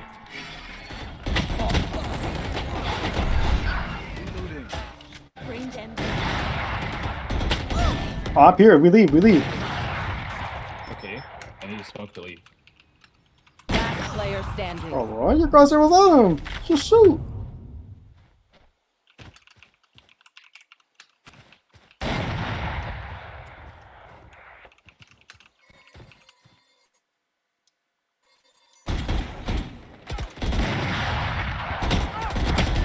Eager to laugh.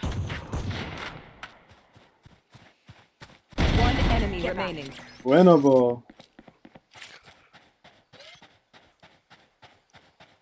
It's not his aim that's getting him killed and not getting a lot of kills. It's actually his decision making.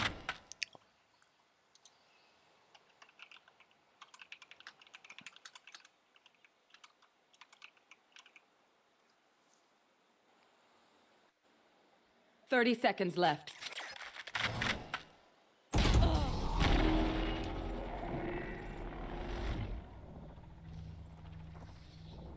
Last round before the switch. You lose everything after this. Spend it.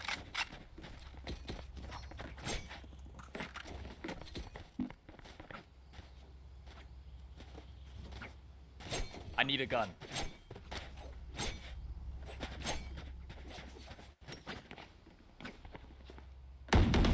I need a gun. Thank you.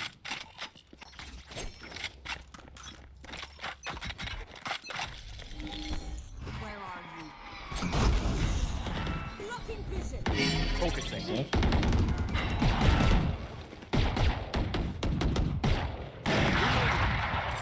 to fight. Destabilizing. My ult is ready. Nightmare takes them. Fire. Face your fear. I'm gonna shit. Spikes down. Spike down A. There's one behind you, Chamber. Last player standing. Away with you. My ult is ready.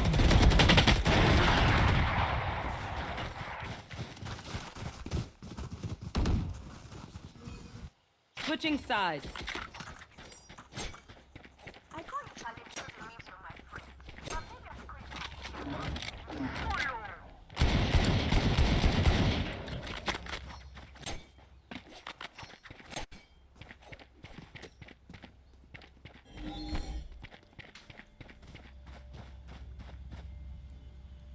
I'm gonna vulnerable, like, so Jack can't dash.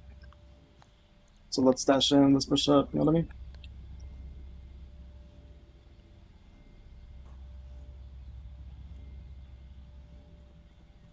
Every choice matters. catch them. Stay down. Reloading. Where are you? Mark one. Bring that down. Reloading.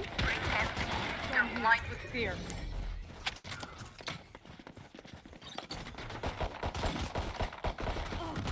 Enemy in 41 access shot. bar. I'm just like, 52. Leave. Over there. wait, plenty C. Obscuring vision. There was one B mid. Spike planted.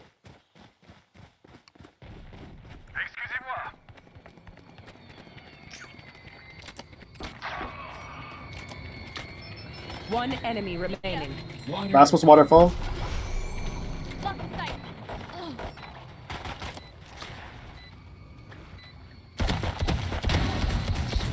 Decent. I think his communication is weak. I get it.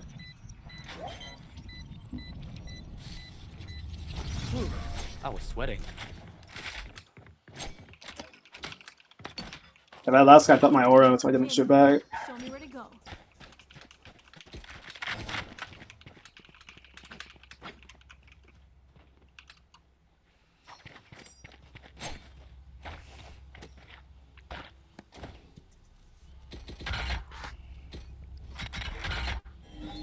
I'm vulnerable again. I got 2 last time. Recovering it. This is gonna be fun. Breaking them. Show me a target. Taking that back.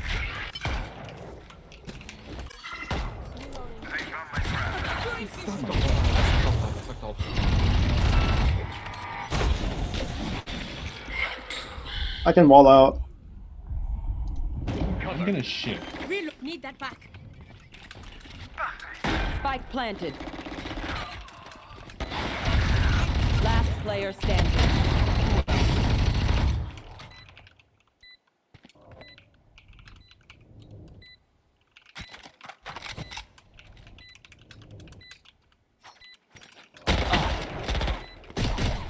One enemy remaining.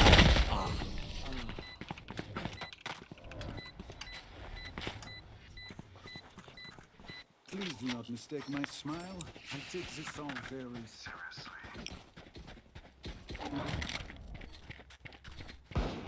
Sorry guys, I'm writing notes. There's a lot of notes. I'm trying to lock in, so that's why I'm not really talking. But yeah, even that round, like I wrote, he needs to understand like his protocol with the map knowledge. Like they fought for A, there's nothing there. They need to immediately start breaking that door and going B prior to them coming out. Like they spent 5 seconds, 6 seconds there. It's too long. Just 3 people watching the same angle and nothing's happening. 2 guys should have immediately ran off, and he should have been in a position to say that with his communications. Spike down A.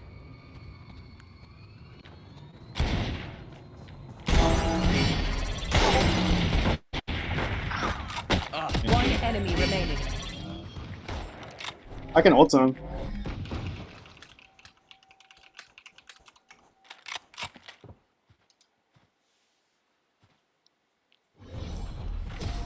Okay. Gun here. Gun here. Reloading. Let us see what they have planned. Oh, for I us. faked the seed. Might come back.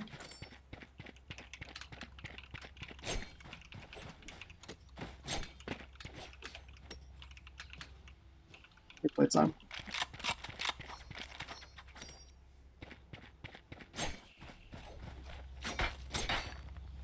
Astra, can you help me push up? Like just put a star here and a star here. Breaking. Show me a target.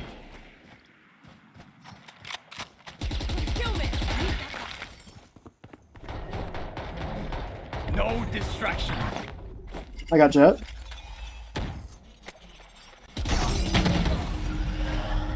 Spike planted.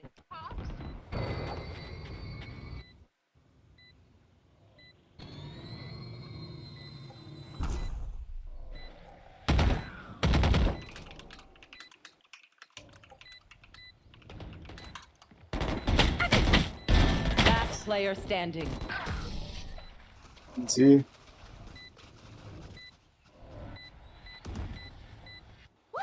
We got this. Oh, bro, just 1 second late. Usually I'm early. Need a drop. They are so dead. Went off site. Rise and bring glory.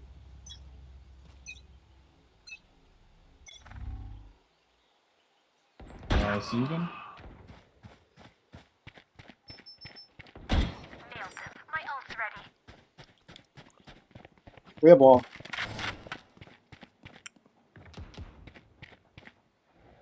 One's close right. They're fighting towards hall. Spike planted. myself. Last player standing. Aquawepa.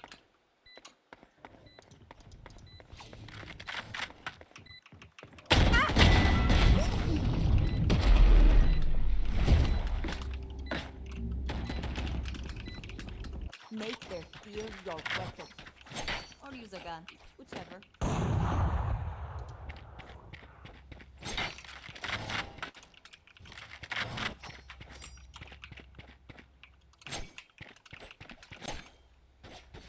I'll play C here.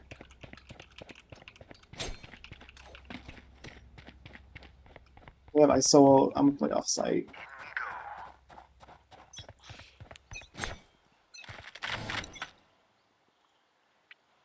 It's you and me. Show me Oh, destabilizing. wait, Spike's in spawn. KJ's still trying to.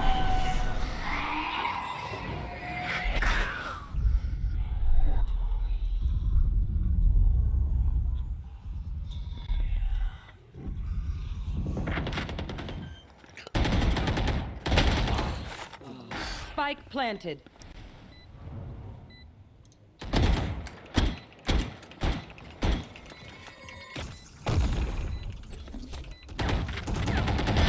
Just swag. One enemy remaining. Down. I'll find you. You should run. Bring them down. Blind, blind, blind. Nice. I was gonna say if they lost that round, they're kind of cooked. Teşekkürler. Thank you. Okay. No button. Any Good day. any input from the chat? Anybody? Every fight is a lesson. Right there. I need a gun. Thank you.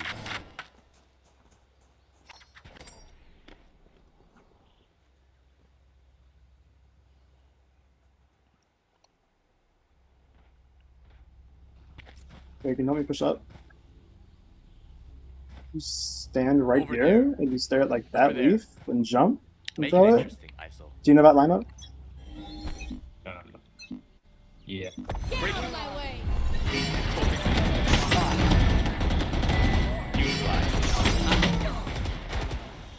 I got two, got two. We're up one, we're up one. Low KJ there. As an A.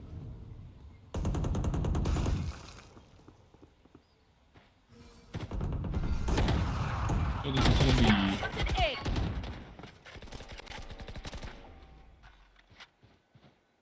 Free v free. Don't give them ones.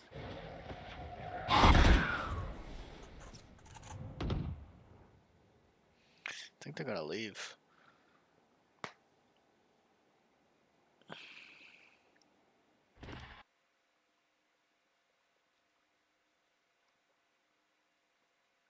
No I, no dogs. Yeah, they're going to see. They gotta be going towards C.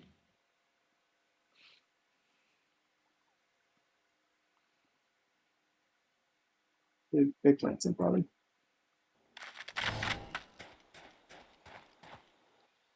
Thirty seconds left. Spike planted. See.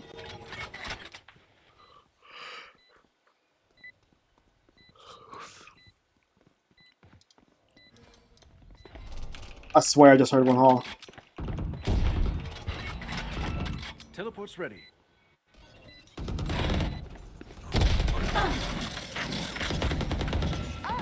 Last player standing. Dude.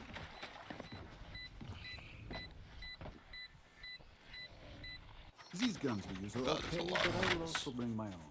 No offense.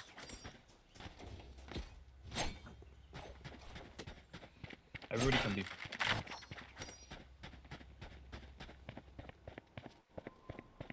Alright. Anyone feeling generous?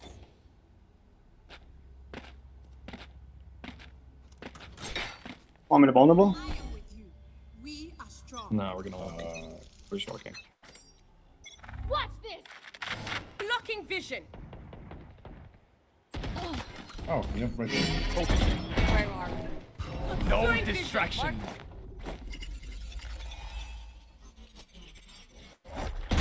Last player standing.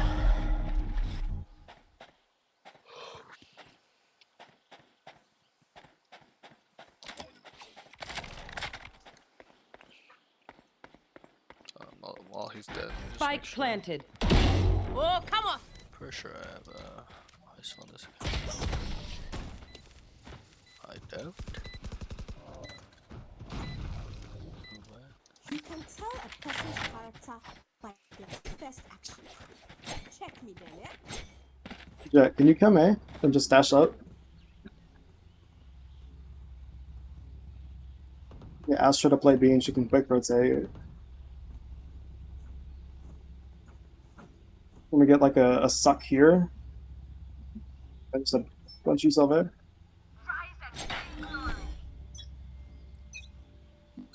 We'll go out for just dashing. Breaking them. Them. Show me a target.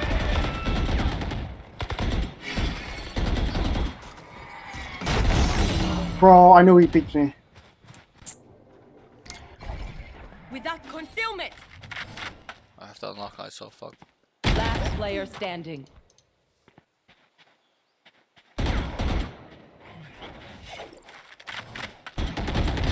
Too slow.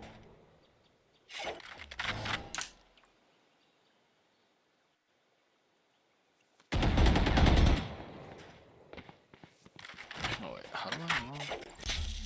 Spike planted. What do I fucking fuck? I don't have it on this account. I'm gonna unlock it Match anyways. point. Take aim, Zenfire. Let's not complicate it.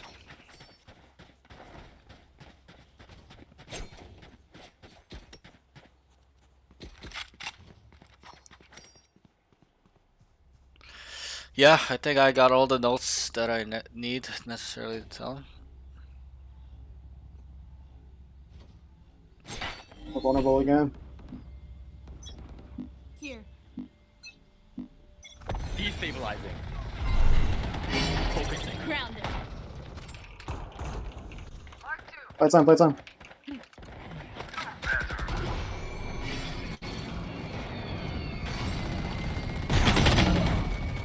65 fade.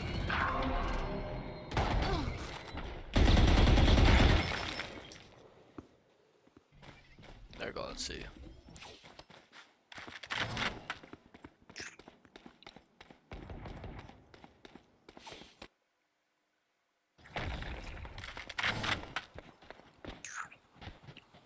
Last player Offer here, offer here. standing.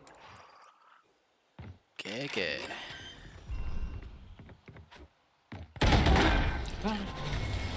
Attackers Alright. win. GG's. Okay, you can stop sharing. Okay, right. Just give me a sec, okay? I have to, let me just do this off.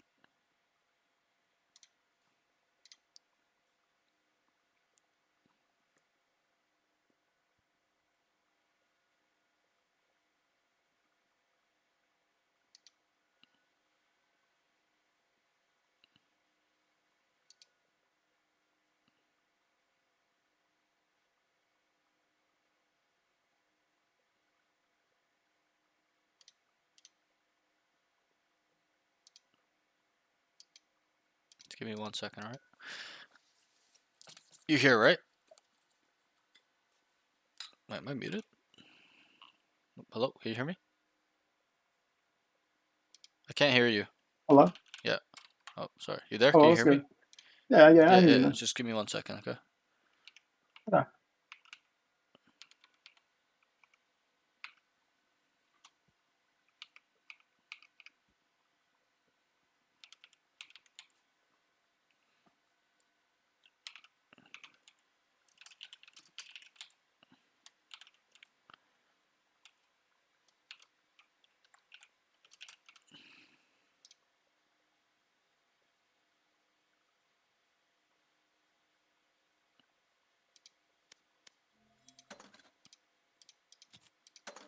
Enough training.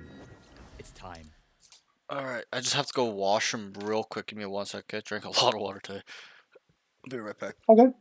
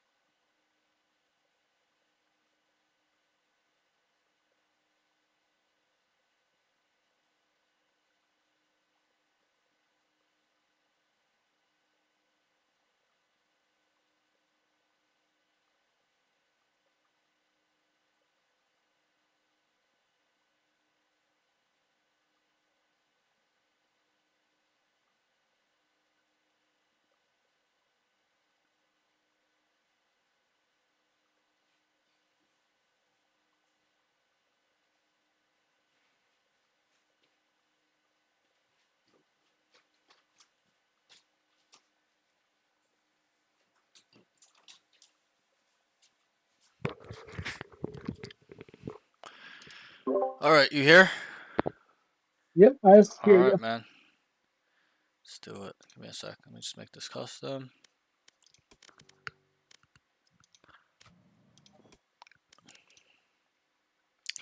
All right, bro. We got a lot to go through. Okay, a lot. Okay. Can you go ahead and watch my screen?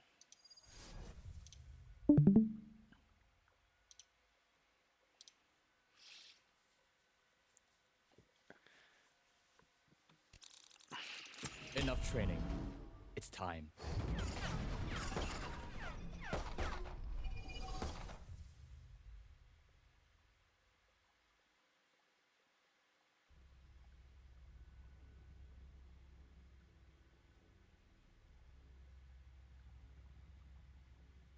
Okay, let's win this.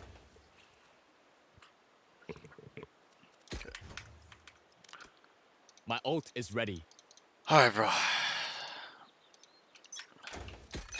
All right.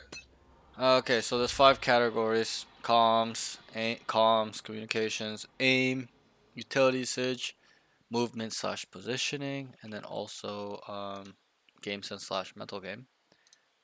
Okay, and if I were to rank these categories for you, yeah, I think your aim is definitely good, the better of the 5. Not saying it's a radiant level. I'm saying it's pretty good. Um, the main issues I see you having is actually movement and positioning. Like that's probably your weakest strength in terms of that's why you are losing fights, dying, or cannot really get a lot of value, if that makes sense. Okay. It does. After that, so it's A movement slash positioning. After that, um, or sorry, what did I say? Aim is good. Um, and then I would probably say actually your utility usage is quite strong. I think it's like at this level, like 8.5 out of 10 is pretty good. You're using utility the way I would. I'm not saying it's like my level, but it's really good. You never really have a problem pulling it out, using it, stuff like that. So I thought that was really good. So it's like aim, utility usage. Okay. Um, I'm gonna be honest. I think your comms and your movement and positioning are at the same level, and you may feel like, well, I'm talking. Doesn't matter. That's not good enough to have elite communication skills. So yes, you are talking. I'll acknowledge that, but it's not good enough to be even at like a Mortal 3 level. So maybe a Mortal 1. Maybe even then, I don't think it's there yet. But your comms is quite weak. Yeah, you talk, but it's not about talking and the volume in terms of how much you're talking. It's about what you're saying is more important, and that's something you're not doing. We'll talk about them when we get to the notes, and then uh, yeah, like your comms, movement, position, game sense is definitely weaker. Like your awareness is decent, but you can't get ahead of the enemies. Like you're reactionary, like most of the average pool of players, where there's contact A, and then you go A, but you're never thinking, yo, I need to take space here, so I'm ahead.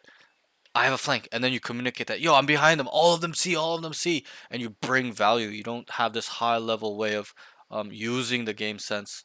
You're pretty aware, yeah. That's probably why you're Ascendant 3 peak. But again, if you want to be like a Mortal 3 Radiant, not even close. You can't even touch their feet, if we want to put into that type of terms. And I will show you how to touch their feet. Okay, so don't worry. But do you have any questions so far? No, not so far. Keep Okay, going. let's move on. So communication, um, we'll start there. All right. Some notes are big, some are small. So some we're gonna break down, some we don't need to. Okay, communication. Need him to IGL harder. Do you know what IGL stands for? Not to say if you're dumb. So In-game yeah, leader. yeah, in game leader. And so, um, my expectation of the best player on a team is to be the IGL, and you need to start believing that you are the best player on the team, because the best player on the team will know best, right? Think about a Yeah. traditional sports. Okay, the captain on the team, he knows best. That's why he's in that role most of the time, not all the time, but most of the time. Okay, he's more experienced. His mental is more stable. He can rally his teammates to get the best out of them.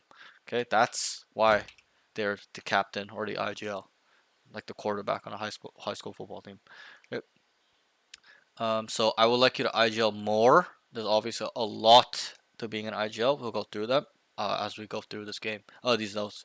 But yeah, so I would like you to IGL harder. I will show you how. Don't worry, just bear with me. The next note I wrote is has huge potential to being a good IGL. Okay, I think you can be really good IGL. It's all about communication to be a good IGL, understanding game sense, the enemies as a whole individually, and then also um, it's not about making calls. Yeah, that's a big chunk of being an IGL, but it's all about being creative, trying things, and taking responsibility, like we talked about.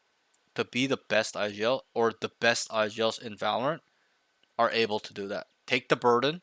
When they lose, it's all on them. When they win, they get no credit. That's how it works in VCT. Who credits FNS when they win or Boaster? No one really. Okay, they they start talking about Durka and the top fragger.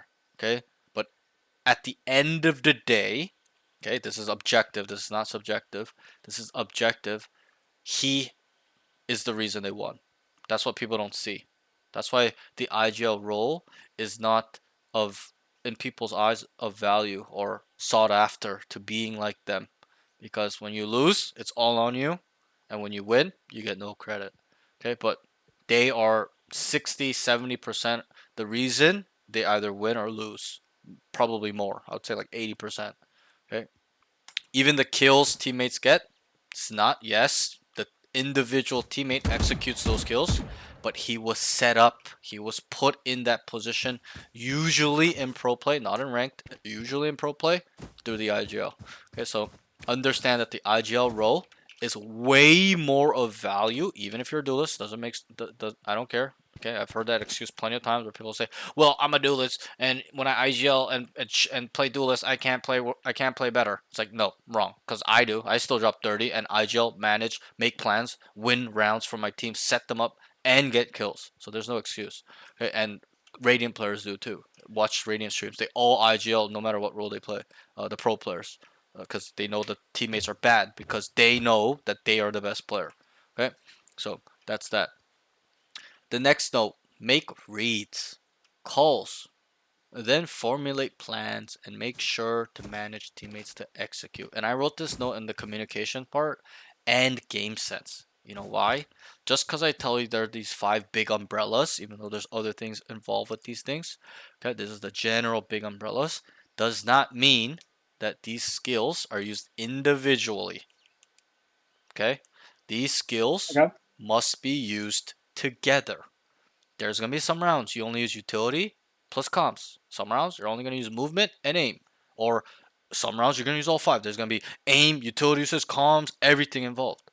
Okay, so that's why you need to build your skills in all these categories to work at the same level or higher than aim. Aim is secondary.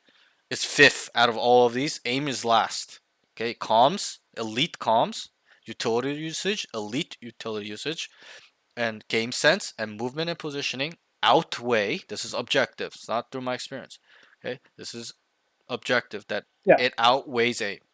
And I talked about this in the podcast too with Worthy, where we both agreed that that's the problem with the general population with NA.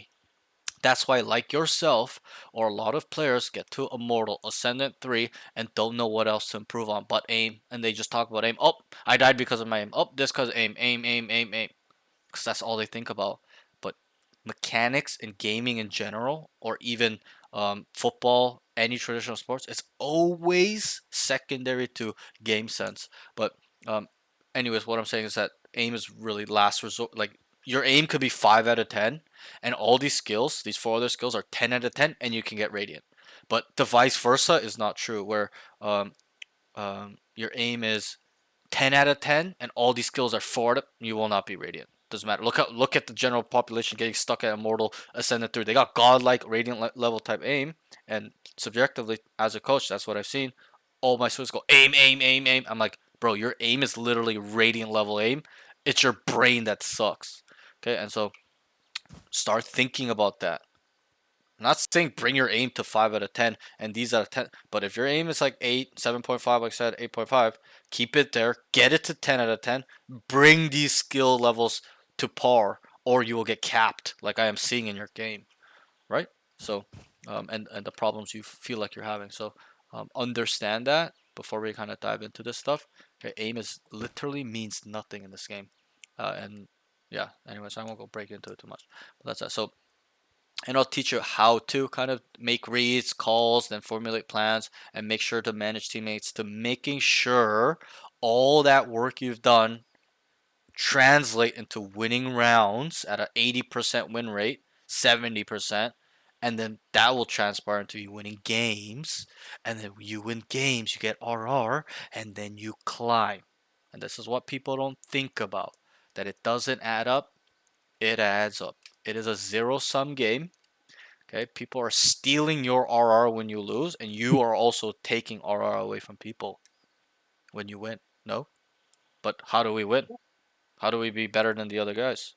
It's do the stuff you will learn today. So that's that. Any questions with this note? So far, nah. Okay, let's move on. And I know right now it's like a little bit like broad. I'm not explaining how. It's because we're gonna save it for when it comes up because we're in communication right now. So I'm just explaining what is really important and what is you need to start focusing on really. Okay, the next thing is needs to be a bit more aware of a mini map of the mini map and feed info more specifically and detailed and instantly. Okay, that's attack side general note. On defense, you also need to do the same thing, instant specific detailed information, what is going on across the map. I never in this game saw you make that call where you're on A and you're like, yo, there's nothing here, go C, stack C. Never. And that's a sign of a really good player that's super hyper aware. But you came here, fought for A, and three of you guys are playing with your cocks, holding the same angle, shooting through a smoke for 10 seconds. What happened? They came down They pushed B C. and completely thrifted you guys because you I'm gonna put that on you because you're the best player because you couldn't identify that, process that information, and tell them with our communication skills, guys, go start going B, break this door and go. But three of you guys are so that's why they got that position where they completely took B, killed the one guy, and then you guys had trouble coming out here. You guys couldn't even come out. You all died unbreakable. So that's kind of where this will kind of come into play. Where me, and I said it in the VOD too, you'll see it. It's not like I'm talking on my ass. As soon as you take space here, you guys fight for three people, and there's absolutely nothing happening for the first 2 seconds. I tell my teammates or me myself, I'll be like, "Yo, Jet, stay rubble. We're going. We're leaving." And we break this door immediately, and we're in position to stop this push, and or just they'll never end. Like they'll be like coming in and we're killing them, or like they can't come in because we're completely dumpstering them, and that's the difference. The difference isn't a 10 seconds difference. It's got to be milliseconds in this game, and I'll ask why. Why do you think that is? It's got to be that quick, and you knowing that To get the information, advantage. right? And why is that important? It's to win, obviously, but Yeah. the main answer I was looking for is because in this game milliseconds matter. It's not like a Dota 2 game, a MOBA game, okay, StarCraft game where you can still make a mistake that costs you 2 seconds of time and recover. In this game, you can't, okay, because positioning is everything. And if we're late, we have bad positioning. No, we're not ready for Yeah. when they come in, and so that's why it's really, really important. So, with coming with this notice, I want you to be more aware of not just your POV, because I can tell you're only really looking here. If I would ask you how many times you look at the minimap, what would you say in a round?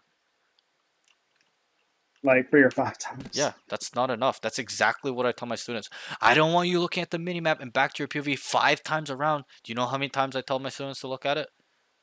Like 100. No, 20 to 30 times a round. Within that minute and a half, you should be looking at your minimap minimum 25 times, like that range. Minimum. Up to 100. Because that is a sign of a player that's going to be, or a sign of a player that's developed that skill where he's that fucking hypersensitive.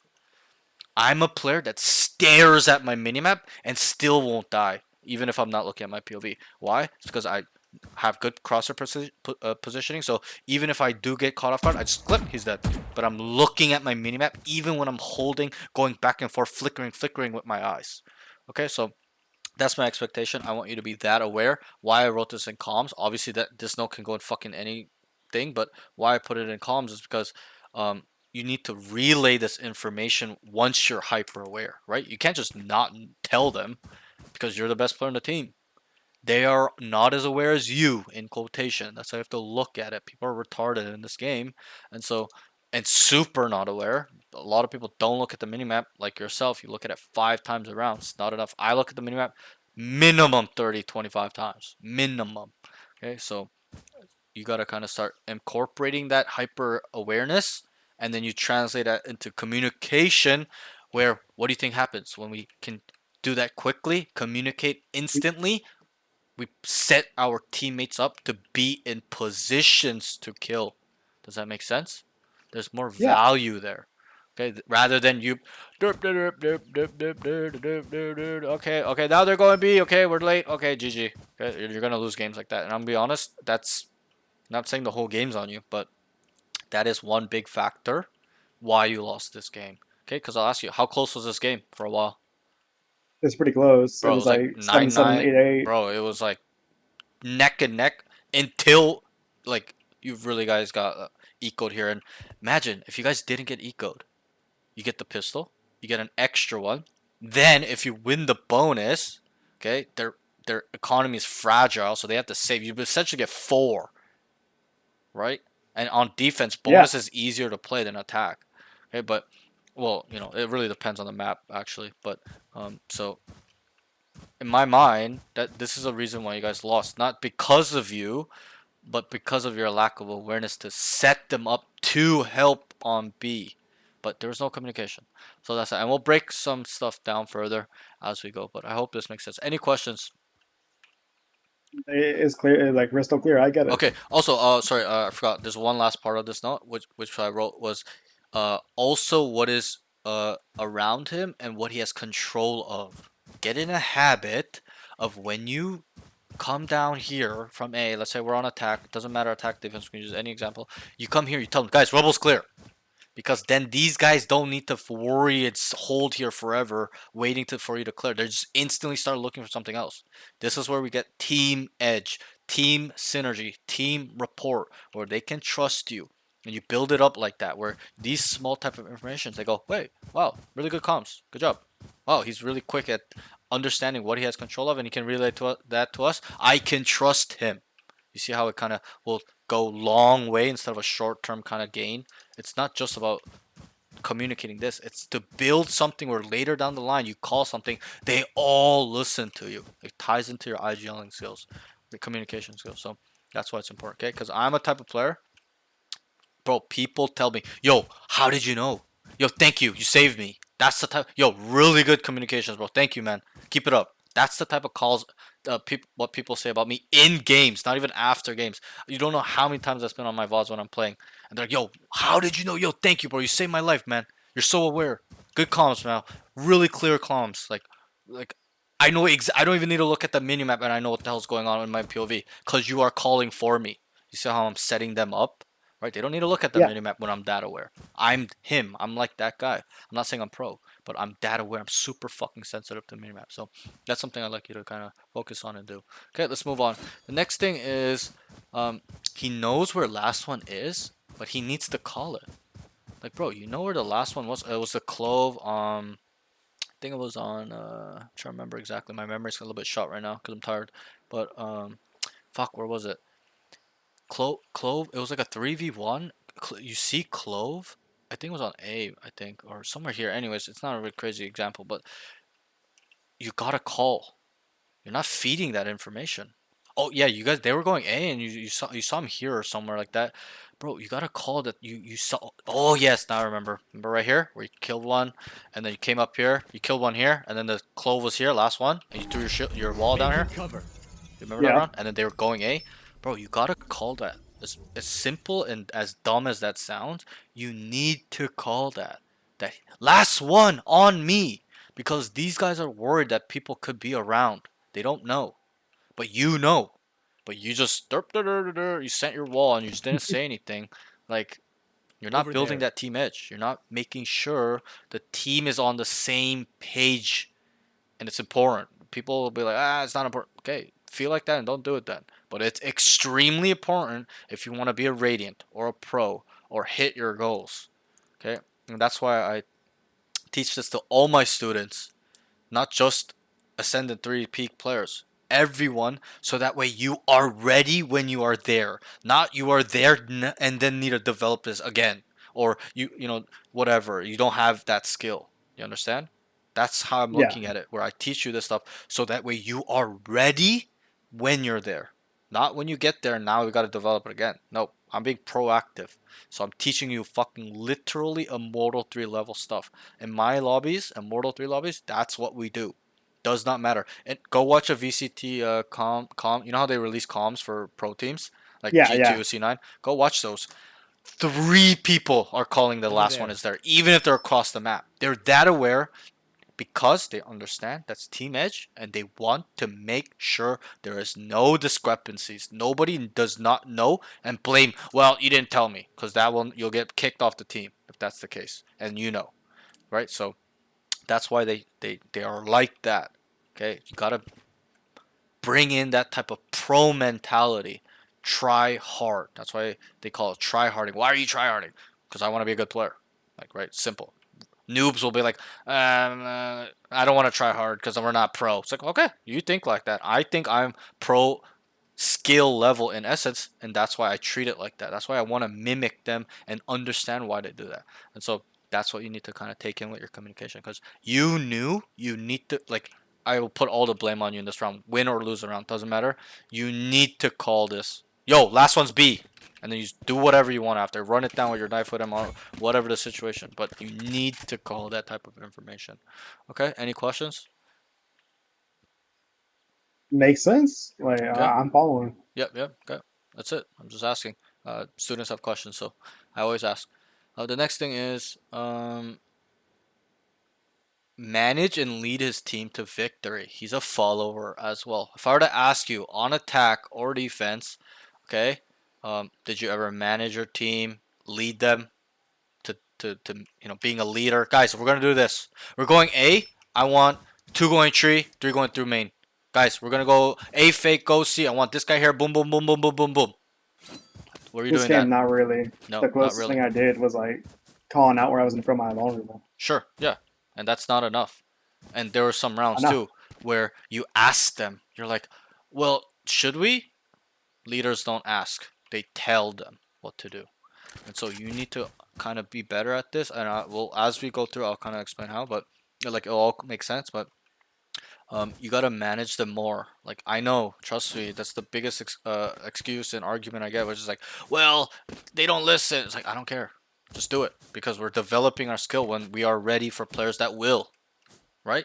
Imagine if you want to be Radiant, but you don't develop the skill. You get to Radiant, and then they're like, "Yo, can you call?" They tell you to call, and you're like, I don't know how. I didn't develop it." They're just gonna laugh at you. You know how I know that? Because I've been there. And so you need to develop this as you're going. Okay, so manage them, lead them to victory. Don't follow and ask and not know what to do. Because I see that a little bit. Not saying like a fully, but a little bit, where you're just like following them around, 5-star, 4-star A, and then you just go A too with them. Make a call. Guys, let's fake A, go C. I want to do this. Let's try this. Have a voice. Be assertive. Be confident. No fear of judgment. You should not care what you sound like in this game. You're on a computer. They don't know how you look. That should make a case for you to not even care even more. And that's another argument I Yeah. get, where they're like, "Well, I'm gonna sound dumb." I don't give a fuck. Sound stupid. You're gonna learn from that moment. And I tell students this. There was a big I posted a clip on TikTok that got a lot of views, 50K views, and it's the same thing where I talk about IGLing, and I said, make mistakes. Okay, I, as an IGL in the beginning, would call bullshit in the beginning. I wouldn't think about how they're playing, I was just like, guys, it's fake. And then people would be like, oh, well, and it wouldn't work too. 90% of the time it wouldn't work. But how do you think I got to a level where my calls now at this level work 80%. I can get my team on site for free 70, 80% of the time. It's because I tried it, I made mistakes, and I improved upon it, and I learned.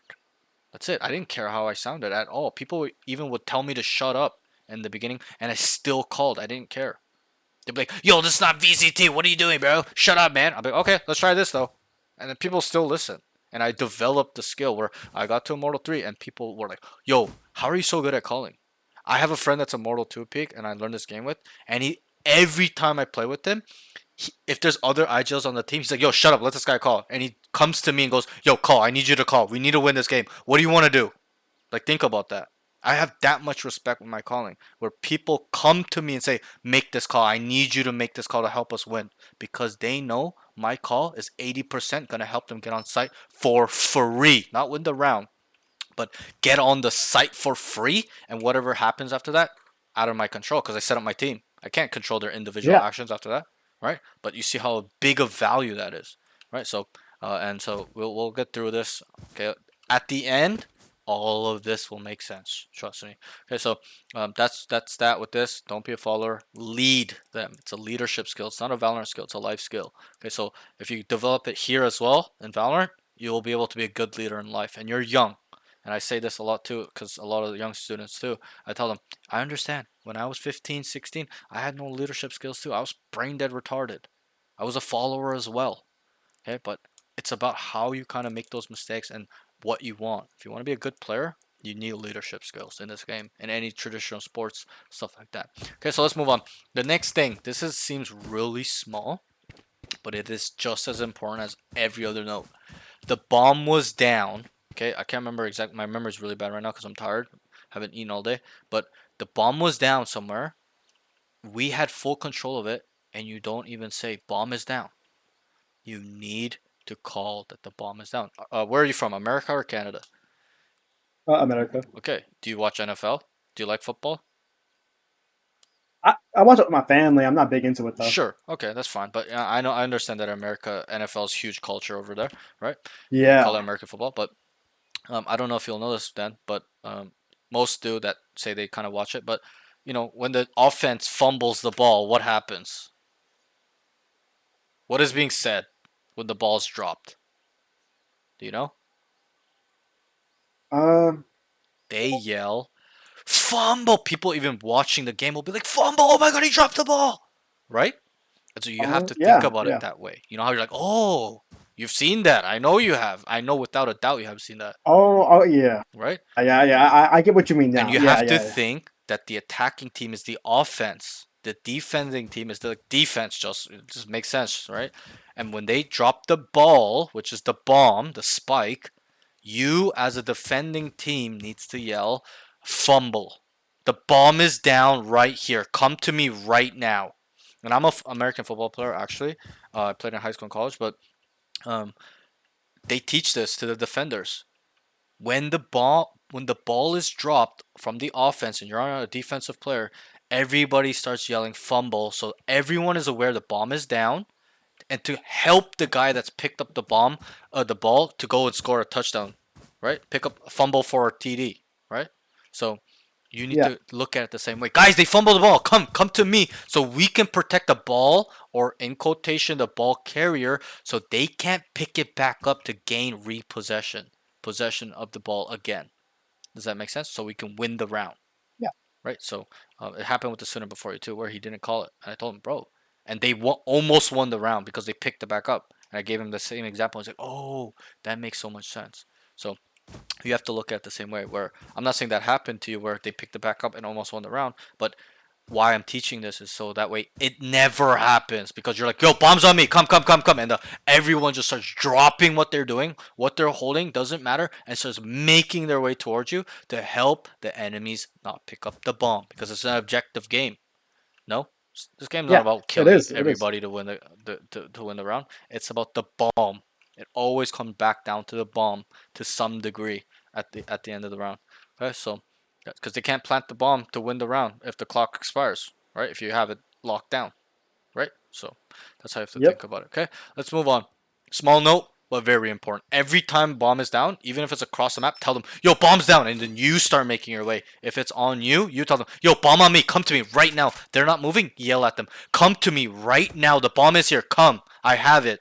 And trust me, 80%, 90% of the time, they will book it to you because they understand, the good players understand how important it is to not let them pick this back up.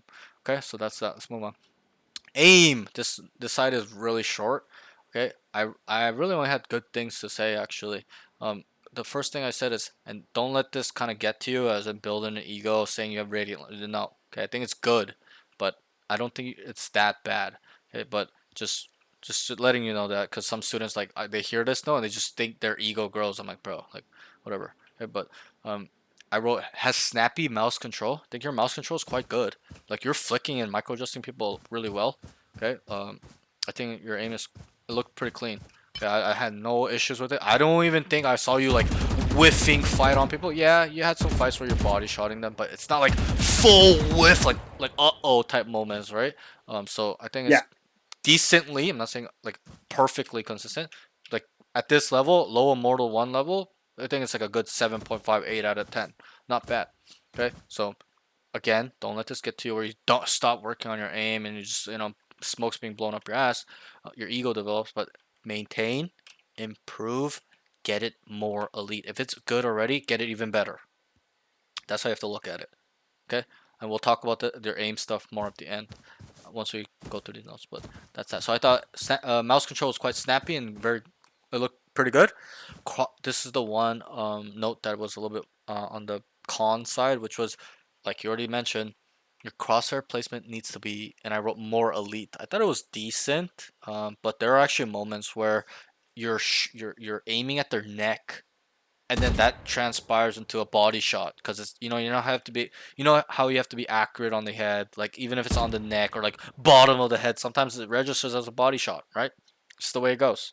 So I want it more elite, and I'll give you some tips right now, which are um, the first thing I did to develop really crazy headshot level crosshair placement, where I'm instantly deleting all the time. Every kill I get on the kill feed, it's one bullet to the head. If you want to see that consistently every round, every game, okay, you gotta always ask yourself, if this guy peeks and I left click, am I gonna instantly kill him? And if it's no, then you have your answer. You gotta adjust, and you gotta do this within the rounds. It's gotta be quick, not like that long. Like for example, if I'd ask you, is this head level? What would you say? I think It's super simple, right no. here. Look, no, it's not. Head level's right here. Okay, and but this to this makes all the difference. You see how it's like 3 pixels? Yeah. But It's this like it's makes not bad. all the difference from instant delete headshot or you body shotting and you get the bullets off first and he still kills you. Okay, you know why? Because this game is not a game about who can shoot at somebody else first. You know that, right? That's not what how this It's shooting. about who hits that shot. Yeah, it's all about who is more faster in reaction time or just able to instantly delete somebody because the time of kill in this game is so low. How many times you've had those scenarios where you're body shotting this guy, he's like 120, he just turns around and one taps you. It's all about A precision. lot. Yeah, me too. I've experienced that a lot. It's subjective and objective. Everybody's experienced that. And yeah, but anyways, um this game is all about precision and reaction time in terms of aim mechanics. Okay, and then obviously to get that type of precision is to work on crosshair placements is a level of precision, right? Because some people can look at the floor and instantly uh, flick one tap people all the time, right? But that's more active aim. But your passive aim is also more important. The way you hold an angle, the crosshair placement, that's the passive aim, not you flicking, tracking, micro adjustment. That's your active aim. Your passive aim is more when you're AFK, doing nothing, holding is more important as well as your active aim. And if you put them together, you're gonna become elite where you get caught, you're kind of like looking back and this guy just peeks you, you're just gonna fucking flick his ass, instantly kill him, stuff like that. So that's why it's important to develop this. Oh yeah, sorry, I'm getting carried away a little bit because I'm tired. But the tips are always ask yourself if it's head level, okay? And then also Yeah. the second tip is accounting for level changes. This is head level, right? right? Yeah. Okay, it should be yes. This Could is be a head little level. low. Okay, no, this is head level. If they come out here, they're instantly dead. Okay. And so you need to account for the level changes. For example, if this is head level, this is about head level, okay, and I go down, what Yeah. happens? Is that head level anymore? Hell nah. No. Hell nah. Okay, if I'm down here and this is head level and I go up, is this head level? No. No, it's not. And even this, you're like, no, it's absolutely not. Even though you may feel like it, it's not. That's not head level anymore. Okay, and so you need to account for this level changes by it's a simple adjustment in the mouse. For example, this. Okay, I want to use it here. Like this is head level. Come down. Okay, that's not head level. I need to actively move my mouse. You see?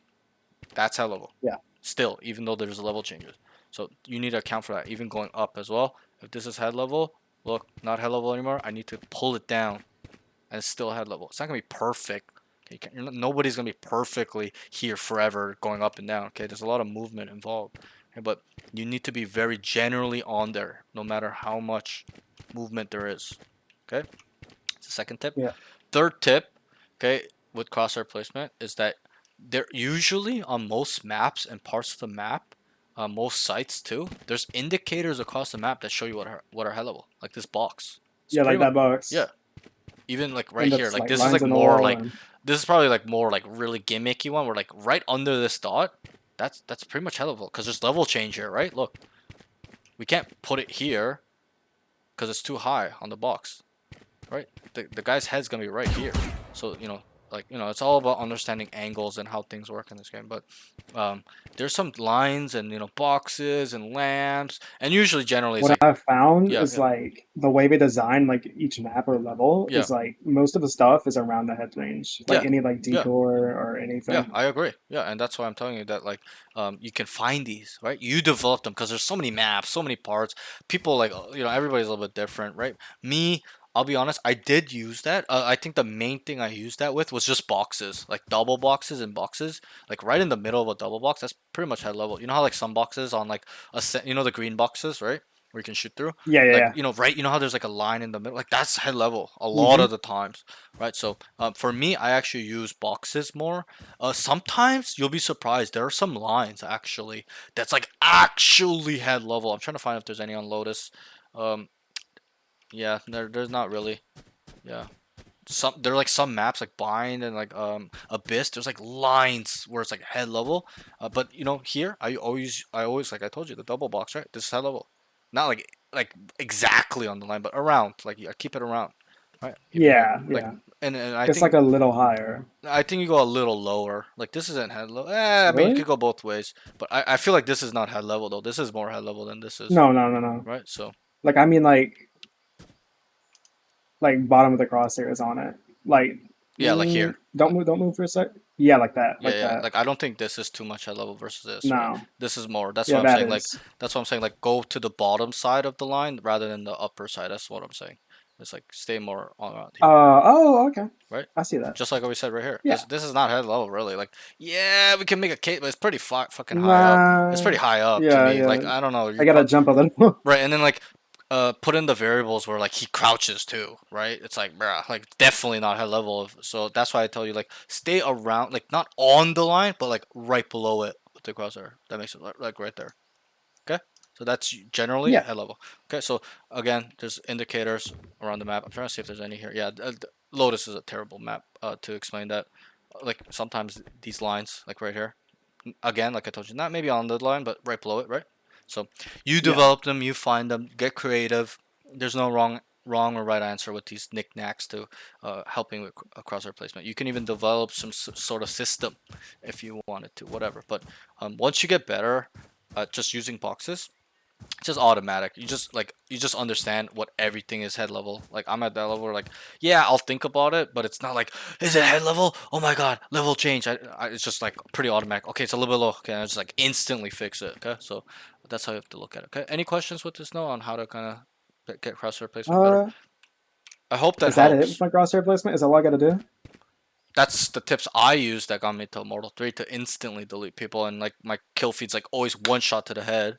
when I look, like never like one shot body, one shot headshot. So I mean, it works for me. But like, what did Yeah. my like anything specific aside from what you said about my crosshair placement? Because I feel like it's iffy. No, Like even no. if I I were mean, to apply that, one general thing that I see with a lot of students, you kind of did this too, which is always be on the corners. Okay, like let's say I'm running from here to C. Okay, just a simple example. Some students will be like this, like they'll be in the wall. You see my crosshair? You know how it's in the wall?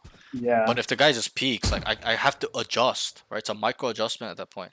But and even we talked about this in the podcast where they asked me, he's like, well, would you want to flick somebody or micro adjust or instantly delete someone because it's good? And I tell yeah, either it's gonna be micro adjust or instantly kill, obviously. But anyways, that was a different conversation. But it's the same thing where you need to always keep it on the corner of the wall, the angle you're kind of rounding or looking, or it's gonna be seen, or there's gonna be a fight or I somewhere like thought. that. Wait, no hate, no hate. But Yeah, like, I thought rounding corners was bad. yeah. I'm not talking about rounding. I'm saying rounding corners as in going like into the corner, like uh, not in terms of movement, like, like, like physically going. Whether it's a wide swing or going through the corner is what I'm saying. You get my point? Honestly, no. Can you like give an Yeah. example? Like, Rounding the corner would be like this, right? yeah. Yeah, that's this. I'm not talking about movement on the corner. I'm saying rounding the corner as in generally getting past this corner, whether you did it like this or like this, is what my point is. Oh, okay. Yeah, yeah, because you're just focused on me saying, oh, going through corners like this. No, that's not what I'm saying. I'm saying in terms of, and that's why I said it's a simple example. Like I'm just showing you the crosshair. I'm not showing the movement. Just focus on the crosshair. As in, when I get to this corner, maybe I should word it like that. When I get to this corner, it's always on the corner. I go to this corner, it's always on the corner. On this box, I think somebody's there. It's always on the corner. I think somebody's breakable. I put it there. I think somebody's on this box. I'm not here. I'm here. You get my point now? Yeah. Okay. And obviously, yes, rounding corners are bad. Okay, this guy's there and I want to fight him. You don't want to go like that. It's terrible. You always go horizontal, left, right when you peek a wall. And that's peeking mechanics. Okay, we'll probably go through that a little bit too. But does that make sense? Yeah. Okay. Yeah, yeah, it's got to make sense. If it doesn't, then let me know. But that's it. I'm not talking about going like through corners like that. I'm just saying with our crosshair. When we pass this corner, it needs to always be on the corner, is my point. Okay, and then also there's some holding mechanics involved in this game. Okay, you only hold generally, this is from Radiance and Pro players, you don't hold tight. Unless you If you have cover. No, you don't hold. We're not thinking about our positioning. We're just thinking about how we hold. Okay, you don't hold tight on the corner unless you believe, feel, think he's gonna walk out. It's gonna be a slow peak. Okay, or he's gonna round the corner like you said, like this guy. He's like, oh, I'm gonna take space, take space. He's dead, right? We hold wide. Should be your 90-80% time how you hold like this wide. There's a corner. You should be holding like this always. It's the way the game works. Don't blame me. Don't ask me why. It's just the way angles and the field of view is worked. The perspective is built in this game, where and how generally players play. When you hold wide when people are gonna fight you. When you feel like, think, or know he's gonna re-peek or swing you. Does that make sense? But you Yeah. only hold tight when you believe, think, hear, whatever. I don't know, whatever you decide. Okay, when you know this guy or feel or think or heard this guy's gonna walk across, walk around corners like you said. Okay, does that make sense? Okay, it's a Yeah. big. Complete. Yeah. I know. And this is the general player, not you, but general player. Always, and me included. On my journey, I started holding angles like this, and this guy would swing me. He'd come out here to swing me because he knew I was here, and I would die, and I wouldn't know why. But as I got better in this game, and at this stage, I understood why. And I'll ask you, why do you think it's bad to hold here like this all the time, or generally hold Hold tight close? all the time Yeah, because like 90% of the time people just wide swing. right. And when they wide swing, what does that mean for us in terms of our crosshair We have to placement? micro adjust. Good. That's the answer I'm looking for. We have to adjust back, right? But by you holding wide already, he just falls in your crosshair and there's no adjustment. Doop, doop, doop, doop. And if you look at Alexander, the Radiant player, we talked about this in the podcast, that's what he does. He's always holding wide generally. Obviously, there are times you can do this too, but generally, he's holding wide. Why? It's because he understands people like to re-peek, swing more often to fight, right? Than jiggle. How many times you see a guy jiggle fighting? Not as common as a guy just swinging you, right? So Yeah. that's why he always holds wide, where the guy just swings it to him, bloop, you're dead, bloop, you're dead, bloop, you're dead, bloop. Okay, he doesn't have any adjustment. That's why he's so clean. Okay, when you watch him play, I don't know if you know who he is, the Radiant player, but I do. yeah, that's why he's so clean, and he's considered in NA like a top 10 aimer, even though he's not a pro player. Like even pros consider him like a calm aim type player because he never has to adjust. He just goes around clicking because his crossword placement is so good because he understands the way people peek, why he needs to hold like this, etc., etc.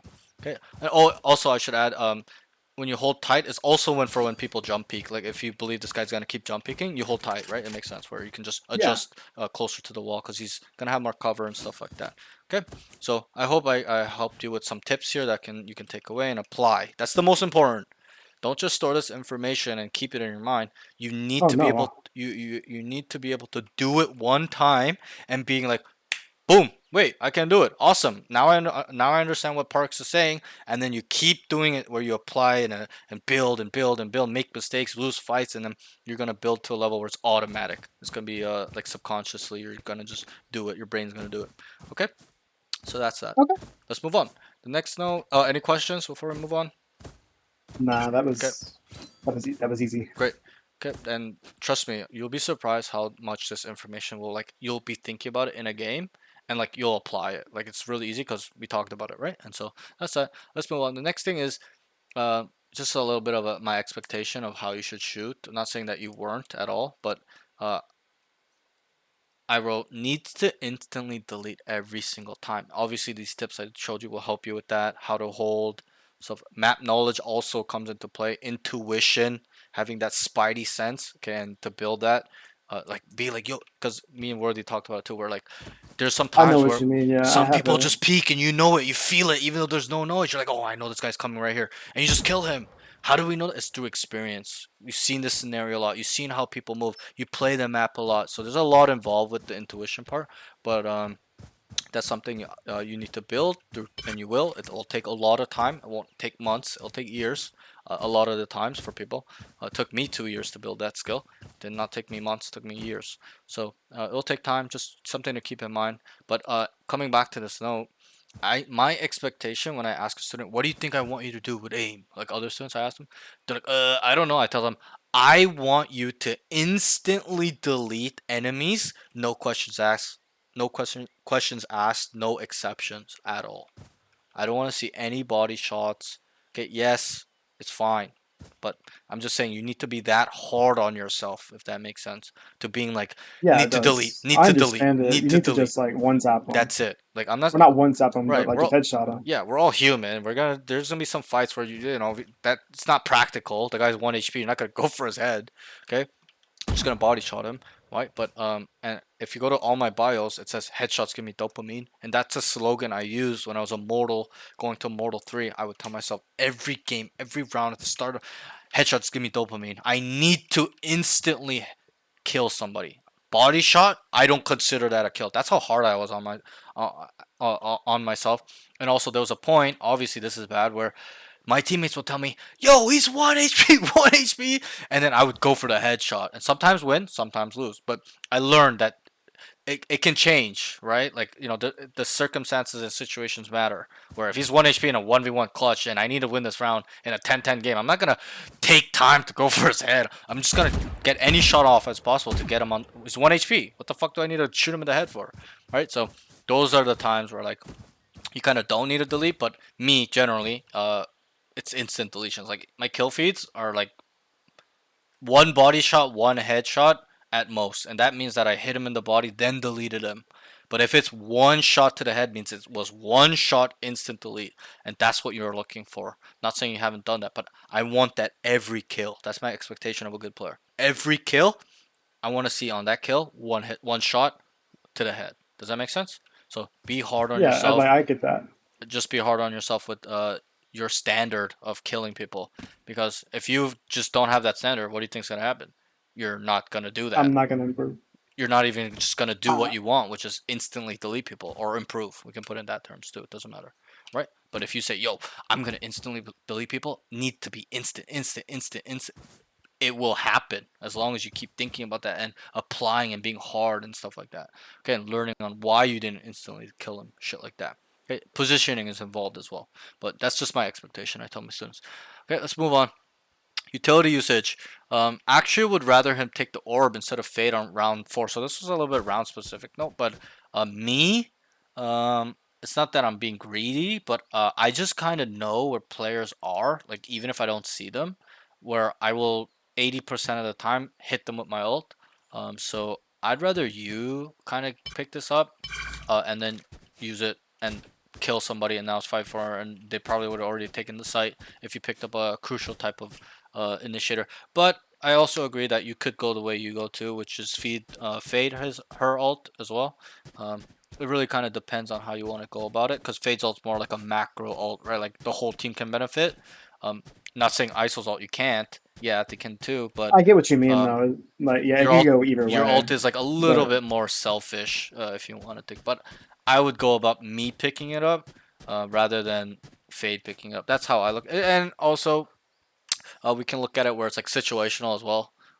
So I'll leave that up to you. But I just wrote that there because I think that if you believe you're the best player and you know that you can kill this guy every time, 95% of the time at your ult, then you should probably get it. Because that's the type of player I am. When I have ice ult, I automatically understand I have a kill. You know that, right? Like me. Like that's because my aim is good. I know how to play in the ult, and I'm gonna talk on this too, on how to play in the ult, because I think the way you play in ice ult is kind of bad.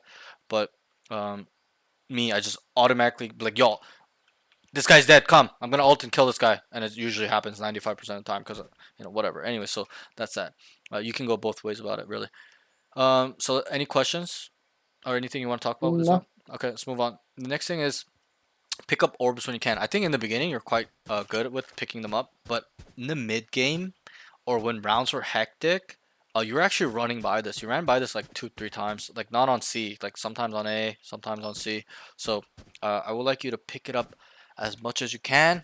Okay, we don't need to break it down. I think you're quite intelligent where you understand that orbs are of value. I hope you do, and I know you do.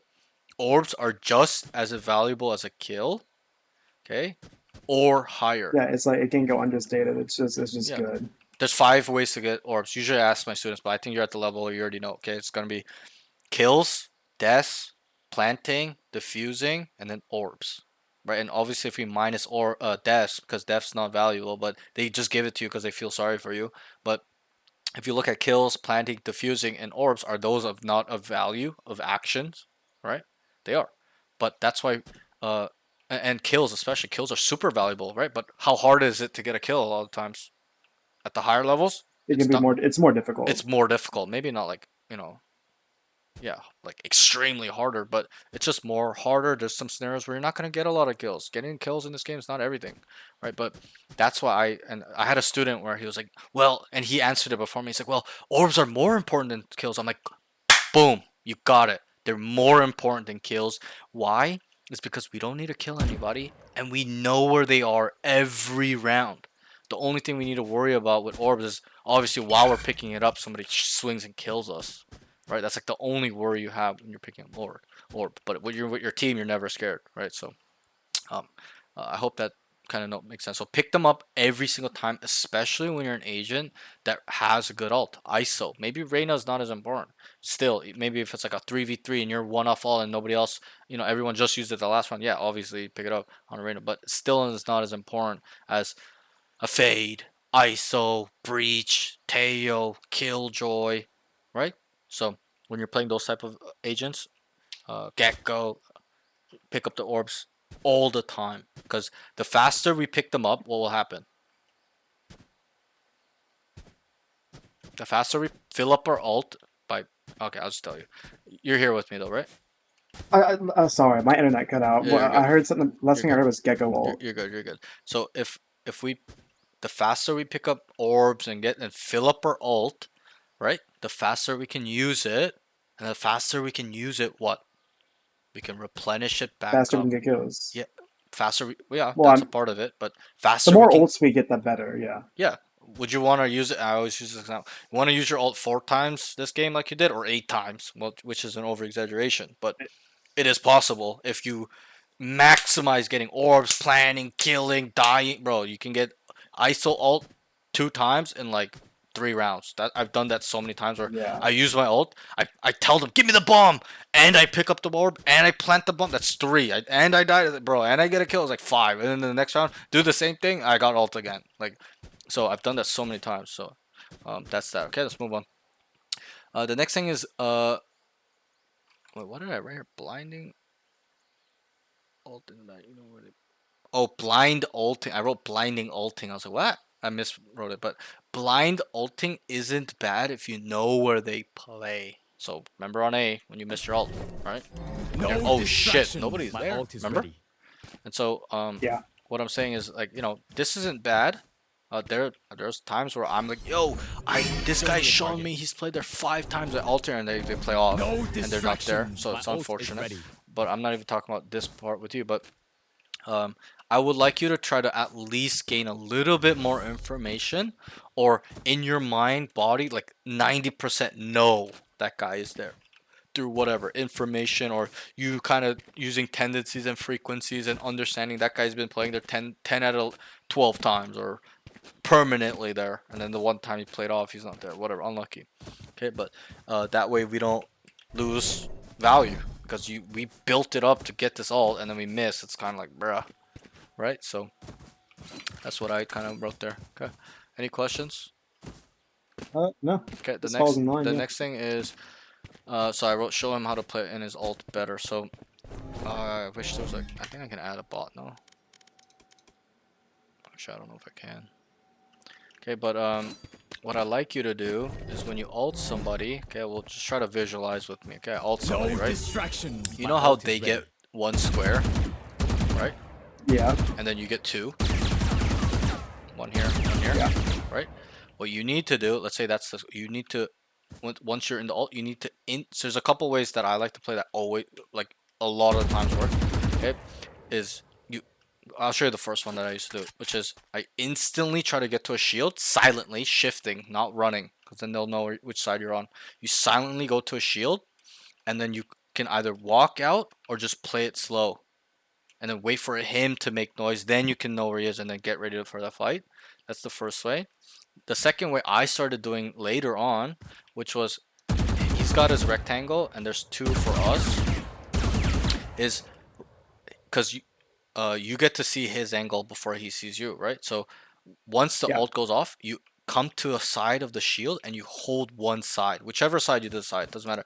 Me, generally, I always come left and I hold the right side. I don't know why they always pick this side. Like in my experience, it's all different for people, but like if this is the square and there's 2 here for me, I instantly just come here and tight, like headshot crosshair placement, and they just pick. You don't know how many times I just instantly delete them because I have good crosshair placement, and I just pick a side.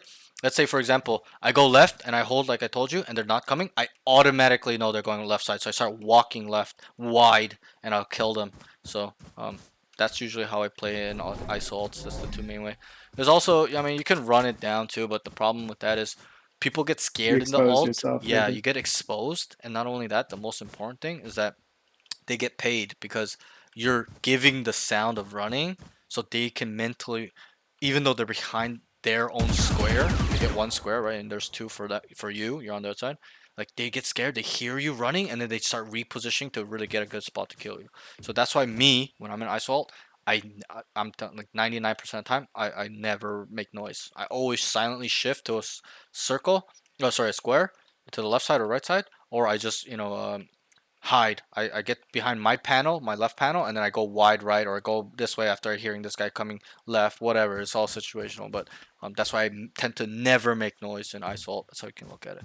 Okay, so I hope that can kind of help you with the way you fight in ISO because you kept coming right side wide and you're making noise too. So it's kind of like, bro, right? So that's that. A little bit not bad, but you're giving a bit too much info where they're kind of being able to have a good chance at killing you. Okay, so that's how you can look at it. All right, let's move on. Next thing is movement / positioning. Okay, this, bro, Wait, where are we? This, yeah, movement positioning and games is quite singular. So let me get through this. I don't want to spend too much. I don't want to keep you too long, but um, let's see where we are. Movement positioning. Take space slash be more aggressive in terms of holding space, not running it down, but Yeah, maintaining like controlling control. space. Yes, good. I'm good. I'm glad that you answered that. That shows that you understand. Because, bro, on A or anywhere, like you kind of aren't controlling the space, right? You're just, and this is very common for people to just, not saying you fully ran off, but you're timid is how I can look at it, right? Or you're out in the open. Like, it's, you gotta be aggressive. Because if I were to ask you a question, what are the chances you die? What would you say in any given round? 0, I'm in. Like 50? It's 50? higher than 50. You're gonna die like 80% of the 80% of the time, or a high big chunk of the time, even if you get kills in the beginning, because it's just the way trading goes, right? Obviously, Yeah. yes, there are times exception to the rules where you guys outright kill everybody. There's nobody's dying, but generally, there's trading going on, so people will die. You will die. Very likely that you will die. So if you're gonna die anyways, you might as well hold your ground, be aggressive, control space, and then you tell them, guys, this is what I have. Like, it goes back to the communication. Guys, nothing A, because I've aggressively controlled here. I'm not gonna just give it up for free. I'm staying here, AFK. I'm gonna hold it forever until obviously situations occur where they start coming in, teammates are dying. No brainer, need to start rotating. But I would like you to maintain, manage, and control space a little bit better. Also, when you do that, and I'll give you a short that explains this a little bit better. But when you do that, you get multiple options. Let's say, for example, we fall for A as 3, right? Like you guys did in this game. They leave you here. They're like, ISO, stay here, and they're gonna leave. So they leave, and you're here, and you're just jump peeking forever, or however you want to play, or maybe you want to play over here. That's where I play. I pick here. Some people like to jump peek. Some people like to go rubble. Whatever. Some people like to go over here. Whatever. Some people like to go stairs. Doesn't matter. Okay, but if, and usually stairs is a worse option, but if you are here and they start communicating to you, yo, 3 outside C, and then a B player is like, yo, 1B. What are our options now? Because you took this Either positioning and maintained it and controlled. either flank, Yeah, hold, or rotate. yeah. Either to take this option to start flanking. I'm just running through it to flank them, right? Or Yeah. you take this extreme safe route and be like, yo, I'm gonna leave through spawn or through breakable or whatever. Okay, but generally, when you're here and they tell you 5C, you're not gonna go through spawn, are you? You're gonna start booking it. Hell no. Really? You would? Oh, okay. Sorry. I was. I said no. Oh, okay. I thought you said. I thought you said. Oh, okay. But you're saying hell no. I misheard you. But yeah, you're right. Where it's like hell nah, bro. Like, right, 5C. I'm fucking taking this all day, right? Because again, Yeah. like I told you, where space is money. Why? Is because once you take in this space, okay, and let's say for example they didn't tell you there were 5, but you took the space because they told you, yo, a lot outside seats. You're like, okay, great. Let me try to figure it out. You're over here. Let me just show it to you. You're like, I mean, it's pretty much like a Sova drone at that point, right. like the amount of info it You're like jump gives. I mean, that peeking. sounds dumb, but No, yeah. no, you're 100% correct. Where, and this is what I'll explain. Where they're like, yo, 3 outside seat. You're like, okay. They're saying a lot outside. Let me kind of see. Okay, I was here aggressively controlling it. Okay, now I'm here. Okay, nothing's in their spawn. I kind of start running or walking, whatever. I'm just walking through it, running through it. And then I re-clear mid, right? And there's nothing there. My mid guy comes out here and clears it too. And it's like, yo, there's nothing mid. I'm up here. Where are they? Super simple. Yeah. Where? Try to answer. Where are they generally? Oh, let's see. Yeah, they're Either mound or over going here. into C. We don't need to be specific, but they're generally towards C, somewhere in C main, right? And so when you know where they are, okay, generally by taking this space, by getting paid with information, we can generally know what they can do. And I'll ask you the same example. We've cleared all of mid and A main, and you took the space because we started aggressively and they gave it up, and we got information that somewhere outside C, and you got to hear. And I ask you, where are they? You'll say C, like you answered correctly. Now I'll ask you, what can they do off what we know in your mind? What are their options? Either continue hitting sight or you get sandwiched. Good. The second one's not as good. First one, correct. Execute C, right? We'll know that's an option that they can do. The second part is what I'm looking for, is that they will rotate, whatever that case is, if they decide to. No? And I'll explain why. Yeah, It's and they have because to go through you. exactly. That's exactly why. Because you will take contact whether you kill one and they kill you, or you kill two and they kill you, or you kill three and kill you, or you kill all of them. Or you come here and they rotated and they just kill you outright. You didn't get any value. But do we know if they're running off after you died and you got nobody? Yeah, because of the Yeah, info, yeah, like the it's audio even cue. more info. So we will know of contact and information. Obviously, certain things come into play, like teammates telling you certain things. Yo, it's cut noise. Yo, they're coming in. Yo, they're leaving. I hear you coming back to you, ISO. Right? And also, you will know through contact because you'll hear them too. Because if you're up this close, you're gonna hear three people run off. No. And Yeah, sometimes you at the will. higher elo, they don't do that. They'll walk out. They'll contact back out, right? So that's why you will kind of gain info once you've contacted with them. Let's say they walk back off and you kill this guy, you'll immediately know what their plan was. That was to leave, because we got all the space, right? We know they're here, Yeah. and this is the rule of thirds that I call it. The rule of thirds. 10 out of 13 maps are in thirds. Lotus goes under the 10 maps. Okay, if you don't know, we can go through them, but you'll understand after I Like explain. the lanes, you mean? Yes, because A, they're rough thirds. Don't think about them as exact thirds, but they're Yeah, rough yeah. thirds. A side, A main, A whatever, uncontested territory. Our site, our spawn. Rough third. Okay, if we just got a ruler and cut it in it, Yeah, cut it. yeah. B, same thing. B main, B side, our spawn. Okay, and then we rule out the links right now because we're just not thinking about that. Okay, because most maps don't have links and door stuff like that. Okay, so A rough third, B rough third, and there's a C rough third. Look at Haven. Haven's a perfect example, right? Even though like Garage is like, part of mid and they're rough thirds, however you want to develop it. Yeah. I'll leave that up to you. It's C side, mid, okay, and B side and A side. Okay, that's how same thing on this map. So 10 out of 13 maps are like that. Okay, where they're in thirds. And so if I were to ask you, we have absolute control of A third. Where are they? You get up to here. Your teammate, B and third. I'll give you an example. You took space. One of your teammates here or here, just one on B, holding B, didn't walk out, doesn't know. Okay, and then there's like 2C or whatever, 2C, 2B, just a simple example. And they're holding. There's no noise, absolutely nothing's going on, and you get up to here. Where are they? Using thirds. We took Probably the A C. third. Where are they? Think. C. If we have B third, No, we don't. We C. don't have B third. We only The have what? them on site. Oh, We don't have B main. We don't know if they're B main, right? yeah. So if we have all of A, all of the third, we have total control. Absolutely nobody is A, and we don't know if somebody's B main or C main. Where are they? It's super simple. Either B or Good. like Or, B main, or, C main. yeah, both. No, I just told you the example where we only have A third. You automatically need to know. Wait, they're towards B or C. Oh, okay.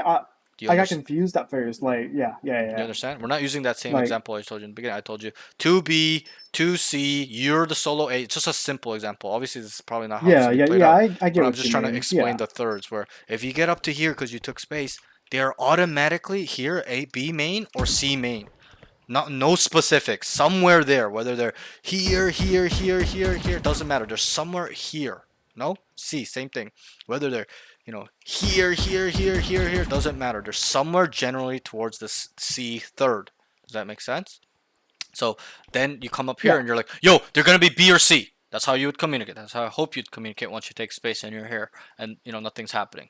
Yo, and then you come here, you start clearing mid, and then your teammate starts clearing mid too. Yo, nothing B. Where are they? Super simple example. They're C third, right? And I'll give you a couple examples. If we took A third and C third, where are they? Our teammate walked down C and did the same thing we did. We lock eyes right here. Where are they? Super simple. Shouldn't Wait, is take that a this. question or? Yeah, it's a question. Where are they? Oh, These yeah, are yeah. all questions Then I they want have you to C. answer, okay? Not C, they're B. Gotta pay Wait, attention. I just told you, they yeah. walk down C. And I'll show it to you, okay? Usually it doesn't take that much. Okay, but your teammate's here, okay? and they walk down just like you did on A, and he's here, and you walk down on A, you guys both see each other, where are they? It's super simple. It's B. Yeah, Yeah, it they're has to be B. B because you have Okay, both I'll give you some A other. and C Yeah, control. I'll give you some other ones. We're gonna go through like 3 more. Okay, you or a teammate, doesn't matter. Walks down C, gets the year, and your teammate walks down B main, and you call, yo, nothing C. I walk down. Okay, I'm behind him. I'm flanking, and then your teammate did too. Yo, nothing B. He reciprocates that skill and says, yo, nothing B. Where are they? Super simple. A. Yeah, good. You got it. Okay, and I'm gonna give you one last question where you need to get this with your eyes and ears closed. If you can't get this, which you will, okay, you have problems. I'm not saying you do. I'm just saying there's been 1 or 2 students where they Yeah. got it wrong. I'm just like, okay, are you like, bro, like, okay, you're not paying attention, or you're just actually like, I don't know. Okay, but we come up to here. Okay, let's say we got up to here. My POV exactly. We see everything here. We cleared here and we got to here. We're like, nothing A, absolutely nothing. Our teammate does the same on B. Okay, he's like, okay, nothing A. I heard nothing A. I'm gonna kind of clear this. He comes out here, starts clearing this, and let's say he gets up to here. He's like, okay, nothing B main. Okay, and then our C player does the same thing. Let's say we can even say we did it at the same time. He gets to here. Where are the enemies? Spawn? Good. That's the answer. Obviously, that's very rare. It does happen on Icebox. On Icebox, Yeah. they'll default in their spawn, right? That's a map where Yeah. it'll happen. They are here. So you see this rule of thirds, right? It's a deduction tool where if I have control on this side, they can only be here and here. If we have control of all three, they are under spawn. If we have control of A and C, they're B. If we have control of A and B, they're C. If we have control of C and B, they're A. Do you understand? There's only three thirds, Lanes. Yeah. right? And so Yeah. this is a tool and a skill that you need to start thinking about when you take space, because it relays into information. Yo, I have a third. Okay, now I'm gonna re-clear mid. Yo, there's nothing A and B. They're all C automatically. What do you think the teammates are gonna start doing? Start stacking C, right? Because this information is Yeah. getting you guys paid to get ahead of the enemies, and then not only that, in terms of flanking, containing them as well. We will know if they come back, and if you get to this point, right? Like, and you peek and there's 3 people turned to you. You're gonna kill all of them, and let's say you're here, and then they decide to go. Then you have a timing. It turns into a timing where you're behind them. They're setting up. Your teammates are fighting, retaking, and you can kill 3 people. Right? Is that a value? Yeah. That's a value. Yeah. Right? And so that's how you have to look at taking space. It's very important. You shouldn't be doing it 0 times, 1 time a game like you did. It needs to be the Like every round. majority. Maybe not the every round, 12 out of 12 on the half on defense, but it needs to be like 8, 7, 6 to 8, 9. Like if you're really good, you can do it 12 out of 12 and have extreme value. But against good players, once you do this 5 times, what are they gonna do? You understand this? You're Ascendant 3. They're gonna start defaulting. Yeah, they'll start. Good. I'm glad you can answer that. You'll be surprised how many students can't answer that. I'm like, okay, well, if we're doing it all the time, what are they gonna do? They're like, I don't know. I'm like, they're gonna start looking for you or adjust, right? They understand you flanked 5 times and it's worked, especially. They're not gonna let you do it again, right? They'll be stupid too. Hopefully. Yeah, hopefully. There are times they do because they're bad, but that's bad players. Good players, it will only take 3 times, 2 times, even 1 time to understand, yo, this ISO's flanking from A all the time. Let's wait for him. Let's set up a trap. One guy sit here, one guy sit over here. Put trip there and play off the trip. Wait for him. He's going to walk down, kill him. And then we'll regroup and go A. Default. You see my point? So Yeah. that's that. Okay. The 2 maps that are not in thirds, Fracture is a map that is in quarters. Okay. B main. Okay. B arcade. Okay, right? We don't gotta talk about Fraction. Sure. We But don't gotta talk about Fraction. it's good that you understand this though when it comes back into rotation. Okay, so that's the map that's in quarter. B main, B arcade, and then there's drops A side, and there's sand plus A main side. So that's 1 quarter as well. Yeah. Okay, so that's how you can start on, because you need to account for all 4 lanes in Fracture, right? It's important. Same, and Bind is the other map that is not in thirds. Okay, it's in halves. It's split down the middle. Even though there's a short market side, it's A short or hookah side short, right? It's split down the middle. Okay? Yeah. So yeah. that's because if you walk down A, you just automatically know that they're B side. Obviously, you have to clear shower side too. So you could put it in quarters too, but I like to look at it as in halves most of the time because it's easier to kind of manage that way. Okay, so That's the rule of thirds. You need to start thinking about this more. And it doesn't even apply to just um, flanking. You can implement it with a lot of stuff as well in terms of, oh, what do we have control of? What has been open, etc., etc. So that's that, right? Any questions with this note? No, this one is pretty simple. Yeah, pretty simple, but you'll be surprised how many people don't understand Wait, this hold or are on. able to apply Yeah, this. Yeah, yeah, go ahead. like I'm able to apply this. Sorry, Hmm. my internet lagged out. What's up? I believe it. I'm not saying you're not. I'm just saying you would be surprised how many Yeah, people are just like derp derp derp. Oh, I'm learning this for the first time, and they're immortal. I'm like, okay, where have you been? And that's that's why the general population in NA server are brain dead because they only focus on aim until immortal. Then they want to start developing game sense, and that's why I'm telling you, don't be like those average noobs. Okay, where you get to immortal and now you gotta focus on this stuff because you're getting shit on. Get to immortal where you show up 10 out of 10 out of all of these categories and then you hit no walls. Your progress, people find you a good player, respect you, want to play with you, and you climb effortlessly instead of hitting walls. Hitting walls. Okay, I improved my game sense. Now I need to work on positioning. That's why people are stuck and their progress is slow. It's because they're not developing it as they go. They're developing it once they hit a wall. That's the problem with a lot of people, the average pool in NA.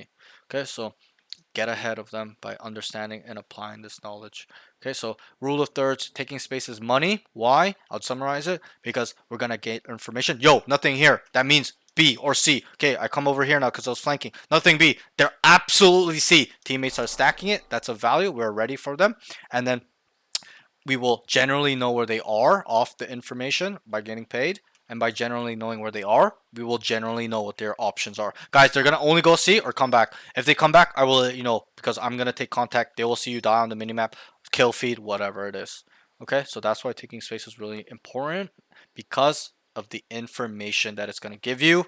With the information it's going to give you, we get answers, solutions, adjustments to completely destroy the enemy. That's how you have to look at it, and to win rounds at a high rate because information will let you do that, right? It's a game of unknown at the start of the round. So that's something you'd like to think about. Okay, let's move on. The next thing is, where are we? Post plant situation. He's out in the open and he's just running around. Needs to understand the wind condition situation. I'm gonna try to blow past these notes because we're taking a little bit long. But bro, the bomb's down. What? Remember this round where you're here fighting the fade, and then you come the yeah. killjoy ults. And do you remember what you said on why you lost this round? I remember. I should have reloaded. Yes, you're like, wait, fuck. I should have reloaded. That's what got me killed. No, it's your decision making that got you killed. Not because you had 3 bullets and didn't reload. It's because you chose to go here. You understand? Yeah, Okay, and I you should have just like backed out. right. The killjoy ults is in an unkillable position, and you're running into them where they're running to you. And on top of that, yes, that's also another decision making factor that got you killed where you only had 3 bullets. You should have reloaded if you were going to go here as well to have a good manageable fight with 25 bullets over 3. Does that make sense?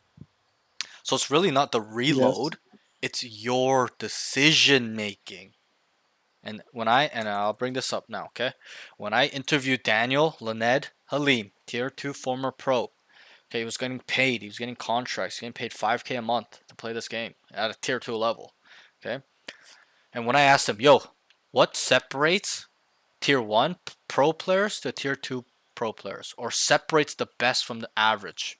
And he says, this is what separates tier 1 to tier 2, tier 2 to Adderall? Radiant. Nope. Tier 2 to Radiant, Radiant to Immortal 3, Immortal 3 to Immortal 1, Immortal 1 to whatever. Okay. This is what separates people is decision making, communication skills, and also your ability to find solutions and adjustments through understanding tendencies and frequencies.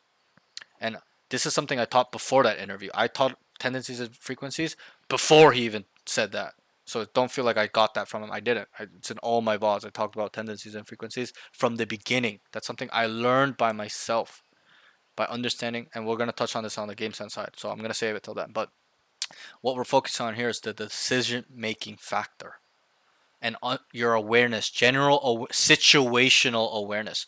Killjoy ulted, and you're just running into them. Think about how brain dead that is, bro. You can't even get a That's pretty play. great, man. You can't even get a play to destroy the Killjoy ult here. What the fuck is the point of going? If this guy was smart, because he kind of griefed by taking this fight with you. Like, it's not a grief, but it was like risky. If he was smart and heard you running and looked at the Killjoy timing, he would just go like this. And what would happen? Try to answer. What would happen? When you're pushing a Killjoy ult, which had 4 seconds left to go off, and you're Hello? making... Yeah, can you hear me? Yeah. Yeah. So I'm trying to tell you what would happen if you're. I mean, I said your situational awareness is bad. What would happen if that ISO was smart? You're running at him. He hears you and he's running away. What would happen? And the Killjoy ult is about to go off. In my mind, I was gonna get to the edge of it, and I wouldn't have gotten. But Nah, realistically, I would have. Like yeah, 9 times out of yeah. 10, I would Let's be have. honest. You would have, bro. The radius from here is fucking here, bro, and he's not gonna let you out here for free. He's holding this shit. You're dead. That's what I'm looking for. Is you're dead or detained. Okay, and so, I said I don't know if you're lagging out, but I said this guy took actually a risky fight by fighting you. You know that, right? He gave you a chance to actually get away if you killed him. Okay, but if he was smart, he would have just ran away, and you're dead. He doesn't even have to take any risk. Just Yeah. hold it, and you're dead. Okay, and so, what I'm saying is that your situational awareness lacks, where you should have just dipped. You killed the fade, right? Just fucking run. You had time. You could have even jumped through this way. Kill this guy. You get out. Okay, even if you got detained here, it's fine. You have teammates here that are gonna protect you. Does that make sense? But bro, Yeah. just... And this is where the discipline comes in. You know it's bad. You even said that's pretty brain dead. It's absolutely objectively brain dead. Okay, and we can't even look past the results. Whether you died here or not, it's still bad. But look at the results. It was bad. You died, and you know you guys lost the Yeah. round. This round, maybe if you guys won, maybe it would have helped towards that goal of tying it or being ahead in rounds and winning the game. And this is what you need to think about. Your actions, your individual decision making affects the overall round and game outcome. You know that, right? Yeah. They It do. does. Everything you do does. Yeah, and a lot of people sit there and say no, they don't. They absolutely do because of like actions like this. And this is something we talked about with Worthy as well, where he said at the highest level, what will really separate pros? Because I asked him and Daniel the same question. They had a different response. He said at the highest level, individual mistakes is one fractional error will lose you the game. Snowballing effects start from one mistake, not from what happened in that one round. It's prior 5 rounds ago. People don't understand that. This is where we need to start thinking about, because this is where we get edge, individual edge that separates you from them as a player as a whole. From you being a Mortal 3 to being Ascendant 3 peak. That's the difference that we're talking about today. This is pro level information, not getting to Immortal information. This is if you want to go pro and be the best. So you need to take this information correctly to heart, where understand decision making is everything. Okay, and then being optimal plus EV. I don't know if you know what that means. Plus what is it Like called? the Pokemon. No. Plus EV Like as thing? in expected value. It's a math term. You learn this in math usually. Expected value, where in the long term you're getting paid, or it's profitable, or it's the best decision at hand all times. Where that 2% adds up in the long term, you're gonna win games. You're gonna climb. You're Yeah, gonna hit your goal, absolutely. right? So it's all math at the I end of the day. understand what you mean. Yeah. It's called I've EV. never heard it be called that. Yeah, it's called It's called plus EV, like dot V. It's an Expected value. Yeah, it's an acronym. It's a mathematical thing. It's actually not even a gaming thing. It comes from math. Okay, so that's how you have to look at like probabilities, right? Probabilities. So that's where it comes from. So B plus EV. There's minus EV as well. Minus EV means minus expected value, means in the long term you're not gonna profit. You're not gonna make the best play. You're gonna lose. So we always want to be plus EV. Okay, as in we're always gonna be profitable, making the best decisions that transpire into winning because you're making these small micro decisions that add up. Okay, so I hope that makes sense for you. In this scenario, I would really like that you should have just left. Okay, that's all.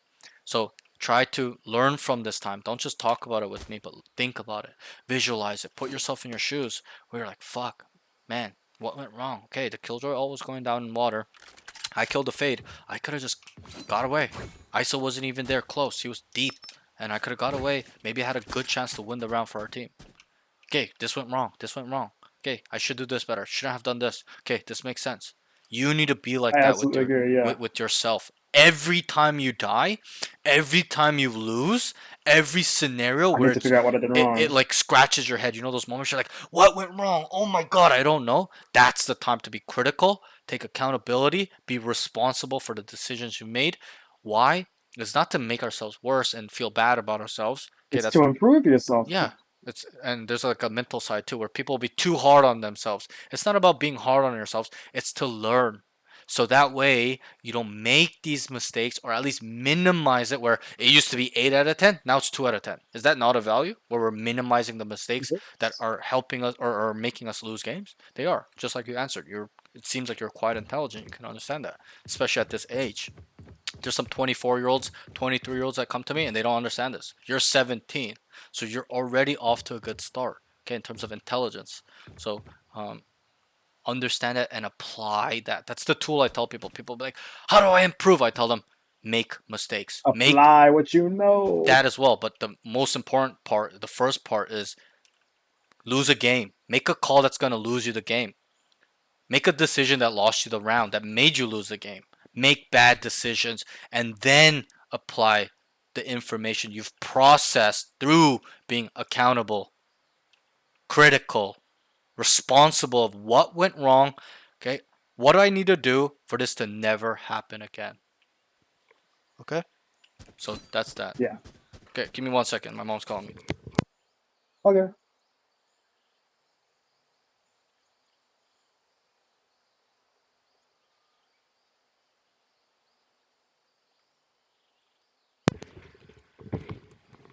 So that's how you have to look at it. Okay, so let's move on from this. Now I'm gonna try to breeze through some of it because we're taking quite long. A little bit my fault. But, Okay. the next thing is he's W keying a lot. Needs to understand how angles work and dead zoning to his advantage. So just how you said, rounding corners bad. You are rounding corners. You are literally rounding corners. My memory is really bad right now, but there was a round where you were chasing the ISO and you're just W. I think he was even here. You were W killing him. You had to just come wide. You're just going forward, and is that easier for him to kill you when you're going like this, or harder? Yes. It's like easier it's so much easier. because he doesn't have to go like this to adjust, right? He's just up. Oh, you're here, and then you're running forward at him. Oh, okay, you're dead. Right? You need to always add this movement, horizontal. That's why I told you, you need to always be horizontal, and you're correct. Rounding corners, especially when you're peeking, is terrible. When this guy's here, you never peek like this because he's gonna see your shoulder first. You always come wide because it makes you faster. Don't ask me why. That's just how the game was developed. Where wide swinging on their screen, you're fast. The information is being delayed. So you It's actually like 80 milliseconds. yeah, it's right? like milliseconds, but Or thing. that can make the difference a lot of the times in a higher level stuff, higher level games especially. Maybe not low levels because time of killing low level games is Yeah. like bro, like these guys are whiffing on each other for 10 seconds and shit like that. But at the highest level, those milliseconds add up, and so always think like that. I don't need to go W. I need to go DA. And this is why I put you need to practice dead zoning. I will send you a video on how to do that, and then you'll practice that hopefully in your own time and develop it. And I can explain dead zoning very quickly. Where dead zoning is a movement mechanic, is the main movement mechanic in Valorant. Okay, in Counter Strike you can counter strafe. Okay, press this key, press the other key, or just go back and forth. 80. Okay, this game, the way it's developed, no, you can't. You need to be standing still. So A, stop, shoot. I'm doing it slowly for you. This is dead zoning at its basic level when I break it down. D, stop, shoot. A, stop, shoot. That's dead zoning. So if I were to make it faster, it's like, see how my bullet's always where I'm putting it, even though it looks like I'm moving? Yeah, you're like I'm not moving. Dead zoning, yeah. I'm actually stopped. It's just people have developed it and you can get it to this level where you're always looking like you're moving, but I'm actually not. I'm just dead zoning. It's called dead zoning. So this is the main mechanic that you need to start developing. I'm not saying it's not there. Obviously you do it, but I want it. What's my expectation? 5 times a game? Like Or 10 every out of 10 instead of fucking like 5 time? out of 10. Yes, correct. 10 out of 10. That's the shorter fraction. I want it all the fucking time. You clearing an angle, you taking a fight, whatever. Obviously, there's times we need to W key to take space and stuff like that. But you kind of develop that, right? Because we're not gonna Yeah. be like, yeah, dead zone, and moving forward like that, right? But when there's a fight to be had, okay, or you want to slice the pie, you want to clear angles, dead zoning is the most important movement mechanic that you need to do. Okay, so I hope that can help, and don't worry, I'll send you the video at the end that will explain it a little bit further in the range. Okay, let's move on. Any questions with this song? No, I understand this one. Okay, he's not actually entering and scaling first, he's kind of soft baiting. Okay, I'm gonna be honest. You entered and scaled, and when you did, it was good. You did it like 3 times, but should we be entering and scaling as a duelist 3 out of 12 times on attack side, or 10 out of 12, 12 out of 12? And 12 Yeah, out of 12. yeah, a lot. Like as much as physically possible. Yes, as much as physically possible, and obviously it's like a little bit of like autopilot involved or something else or whatever. You just kind of cannot really kind of look at kind of how you're playing, whatever. There's a lot involved. I'm not gonna get into specifics, but what you need to think about now is that think about an arrow. Okay, a bow and arrow. You know how there's an arrow, there's a stick, Yeah. there's an arrowhead, and then there's feathers, right? This is an example I used to use all the time. The stick does what? It helps with gives put the arrowhead and the feather together, right? It also gives it the ability to go through the air, right? Gives it some weight. Okay, the feathers help the arrow turn, right? Stuff like that. Also gives trajectory and speed, more velocity, stuff like that. Okay, Enough training. and so Time. the arrowhead is the duelist. What does the arrowhead do? If the stick puts it together, helps it give weight, gives the feather and trajectory and a little bit more force into the arrow, what does the arrowhead do? It pierces, it goes first. Good. It pierces. Time to gear It up, goes right? through. I've got a song for that. It actually. kills. It My does ult is damage. No? And so that's how you No, have it does. yeah. And that's how, and I know you understand. And that's how you have to look at the arrowhead. You are the arrowhead. You are the point of attack. Does that make sense? But by you sitting here, letting 3 teammates go like you did on A, this is a specific example. You see it in the VOD. You waited here while Jed and one more guy running down, doing nothing, and then you died here. You're being the feather. That's not your role. Your role is to fucking go in first, start actively looking at all these angles, clearing them, making sure people aren't there, or you're killing them there with your good aim and your good mouse control and your ability to have good dead zoning, slicing the pie and clearing angles and being ready, and anticipation and experience and understanding map knowledge. There's a lot involved with learning how to enter and scale.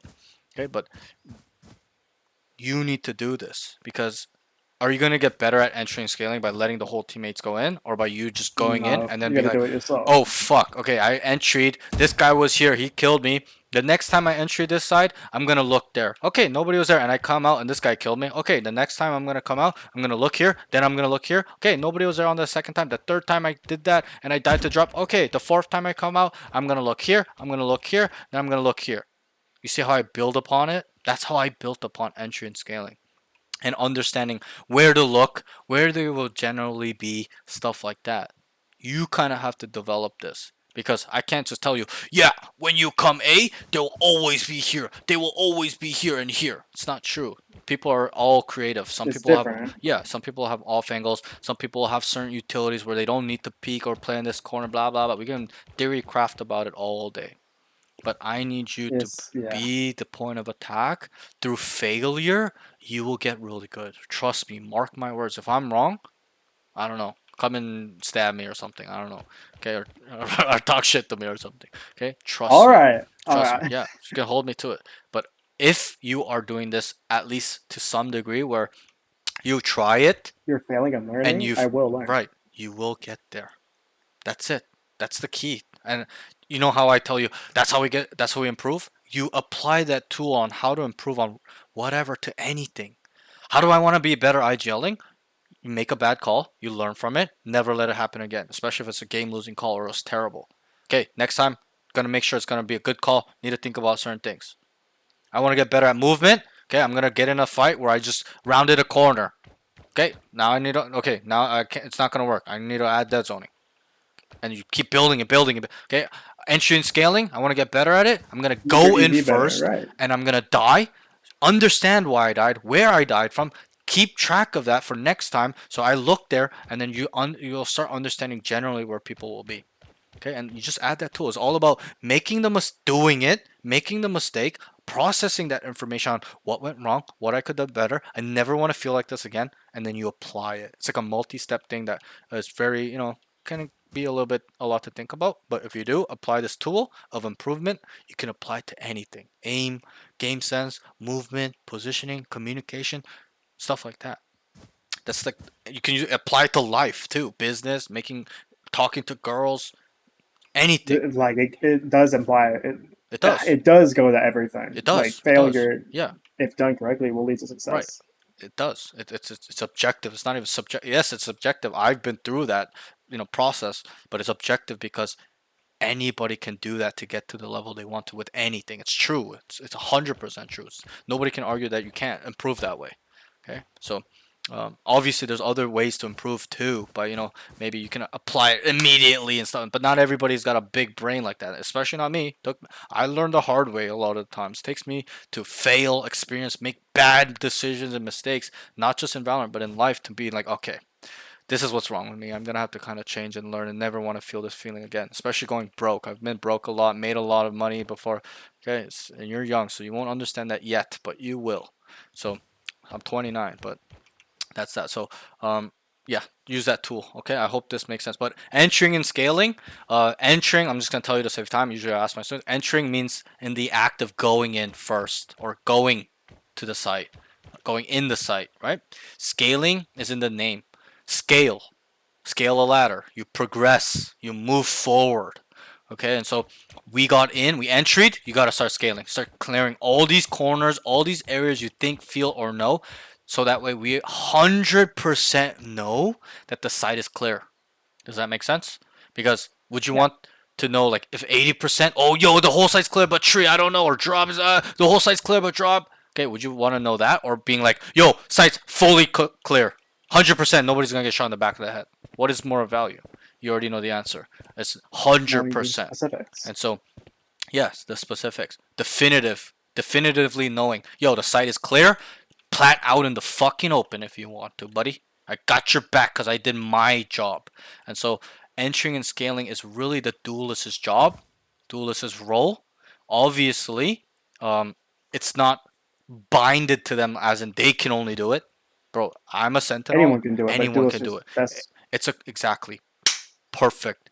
It's the best that you do it. Obviously, you can apply this to any role in the future when you play. There'll be times when both your duelists die and you're a fucking clove and a cipher and a sova. Like, who's gonna entry? You need to entry because you've learned this, you understand it, you built upon it through making mistakes, and you apply it because you need to step up. Who's gonna step up? You need to. Me. So that's how you have to look at it, and I know you will. Trust me. So just keep developing, getting in, and then scaling. Scaling is the more important part than getting in.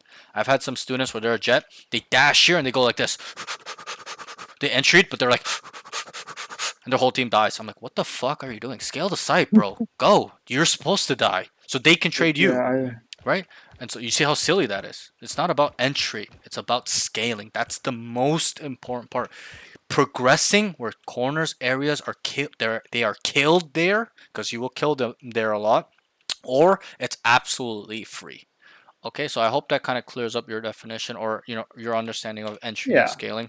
I'm not saying as well that you never did it. I told you did it 3 out of 12 times, and when you did it, did I say you did it bad or good? No, you did it. You did it well. Even on pistol, bro. I even said it in the VOD. I'm like, holy fuck, you actually entered and scaled that pretty well. You came out here, killed a guy, and you start moving, progressing, so that way your teammates can take the space too. And then and there'll be times where you scale an entry properly because you're killing them. You know where they are. General map knowledge. You know how the general pool in your elo like to play in certain spots. Okay, and you get here. You've entered and scaled, and there's control, and there's space, and there's information. You see how all this stuff starts adding up, and there's multiple options because you entered and scaled properly. Now I can be super hyper aggressive and run it down and spawn, whatever you choose to. Okay, but one thing I'll say with entering and scaling, do not make a play in spawn, okay, until the site is clear. Once the site is clear, I don't give a fuck. Monkey tilt down into spawn with your knife out. Okay, obviously that's not what I want, but that's what I want you to understand, because there's a lot of duelist players that I see and I've coached where they just immediately start going spawn. I'm like, what's the problem? And they die and then they lose around. I'm like, what's the problem? They're like, I don't know. And I'm like, you didn't clear the fucking site, and your teammates are dying from behind them because people are sitting in corners and you didn't do your job. And they're like, oh, okay, right? But I know you will understand where you know why that's bad if you just entry and skill like this. So I give you an example. This is a real example that a student did. Not on Lotus, it was on Pearl, but he goes like this. He's just running it down into spawn. What's the problem with that? He didn't clear anything. He didn't clear drop. He didn't clear backside. He didn't clear tree. He didn't clear here, right? And his teammates will pay the price. He won't because he's over here. Well, he will as well because he loses the round. But his teammates will fucking die and be like, what the fuck? I thought you cleared it. You're up in spawn. And they'll blame you. They'll get upset at you and they won't respect you and they won't listen to you if you do that type of place. So entry and scale. Entry, it's duelist is the most unselfish role. It's not for yourself to get kills and look cool. Okay, yes, they get set up with flashes, darts, drones, and stuff like that. But duelists are literally clearing these corners and killing them here for who? The team. Their team. That's it. That's the most unselfish role, right? So you have to understand that as a team, as a duelist, and also do not make this play unless you've cleared the whole site. Once you've cleared the whole site, you need to start understanding if you can make this play of using, I like to call in quotations, the driving mirrors. Do you drive at all? I know exactly what you're talking about. Yeah. You look in your mirror every Yeah. 5 to 7 seconds. Worthy talked. He kind of taught me this, and I started applying it in the podcast. Where you got to look at your driver mirrors. Your rear view mirror is the clock. At the top, the left side players, your teammates, and the enemy player count. Okay, you need to calculate that. That's the rear view mirror. The left side view mirror is the mini map. The right side view mirror is the kill feed. You need to constantly look at this to try to see if this play is viable. And on top of that, you can also use information you have stored previously using tendencies and frequencies to understand. And I'm sure your experiences where you guys come here as a team, you guys straight out, it's 3v3, and you're like, yo, it's Chamber Cypher, he's a C player, A's absolutely open, he's coming late, I can make this play. You've seen that and done that before, right? And so information comes into hand too on this deciding factor. But if you've decided to come here, my expectation is you must win this fight. You must. There's no excuses. You must. Okay, because if you die here, they're going to use that. They're going to understand that if you're dead here, this space has opened up now and they're going to start flooding out with momentum. Okay? And so you need to kind of weigh the risk and rewards and stuff like that. We can go all day with this information. But just understand that there's risk. If you go here, do not take this risk unless you've cleared a site. Okay? And if you take this risk, you've better have made the right decision in terms of thought process, information being used to make this decision. And if you didn't or did and you're coming here and taking a fight or trying to kill people, you got to come big. You got to kill people. I will not take 0-1 for an answer, as in you come here and get nobody, they killed you. Minimum got to kill one guy. Minimum. Okay, obviously there'll be times you come here and you guys win the round, so there's nobody here and they come serious. But I'm talking if there's resistance or it's a 3v3, 4v3, 4v2, 2v4, whatever. Okay, so that's that. Right? Any questions? I know it's quite lengthy. This is very important for a duelist. That's why I teach this to every duelist. This is the fundamental concepts and roles of a duelist, right? So, any questions? No. Okay, let's move on then. Okay. The next thing is re-peeking angles more than once, even if he loses advantage. This is self-explanatory, right? I saw this guy. I whiffed, we took a little skirmish, not like a complete fight, but a little skirmish. We shot at each other, and nobody, bro. You're re-peeking too much, and I'll give you a really good tip that you need to think about. Okay, Generally, what is the most common thing to do when you guys see each other? For this guy to re-peek you or run back, play safe, discipline, Valorant? What's more common in your elo? Repeat. They're gonna fucking re-peek. You do the same. And if good players like myself, I'm not saying I'm like elite, like super pro, but I understand this, and that's why I get a lot of kills. I'll take this fight, and I just know, yo, he's gonna re-peek 3, and I count in my head sometimes, like I'm like a cheater. I'm like 3, 2, 1, he peeks, bloop, dead. Oh, I know it's gonna come right now, and I just kill him. Okay, and so that's what will happen to you because it happened to you 3 times where you're re-peeking and dying. You're not dying on the first swing. You're dying on the second one because it's immediate swing because you're re-peeking immediately like the general population. Does that make sense? And so Yeah. if you want to re-peek, there's multiple ways you can go about it. You can jump peek, okay, because it's gonna throw him off. Even if he's head level, he's gonna shoot you in the leg. You're not gonna instantly die, right? Also, you can throw a timing off. Okay, we took a fight. I'm like, oh fuck, he's there. I know he's holding there. I know he's gonna hold the re-peek. I'm gonna throw off the timing. I'm gonna wait 3 seconds. I'm gonna wait 4 seconds. Then peek. Whatever. You can use sound as information too, but I would like you to kind of fix this. It ties in with discipline. You know you're not supposed to re-peek. You're good chance you're gonna die when they're holding you, especially when they have angle advantage, right? But you still do it. Yeah. And so this is edge. If you fix this, this will in the long term help you win games and stats, your value, your production. You're never gonna die as much. Okay, and then when you never die as much, you can, take space, kill people, hold things down, anchor, whatever. Options are unlimited, right? So Yeah. think about these things, okay? And then watch Radiant players how they, repick. They don't fuck it. They really don't go, oh, I saw you, and then they come swinging. No, they come and they might even jiggle. They might even jump peek because they know that that guy knows that he's gonna do this generally. So that's that. All right, let's move on. We're almost done. I'm gonna speed through some of these, okay? The Okay. first one is make reads, call them. So we kind of actually talked about this already. What we'll talk about now is this note was from comms. Make reads, call, then formulate plans, and make sure to manage teammates to execute. On defense, he isn't trying to track and store so he can find solutions and adjustments. Okay, we'll talk about this now. Okay, tendencies and frequencies. Okay, tendencies. Usually I ask my students, I'm going to save time. Okay, it's in the name. Tendencies. What you tend to do. What To you do. do, how you like to do it.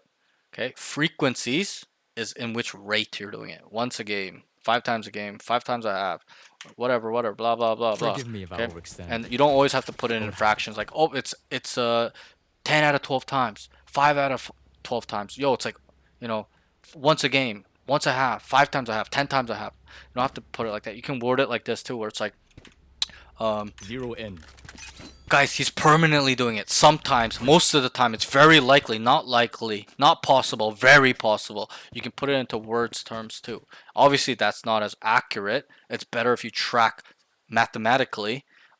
Is like you'll really get to pinpoint how they like to play.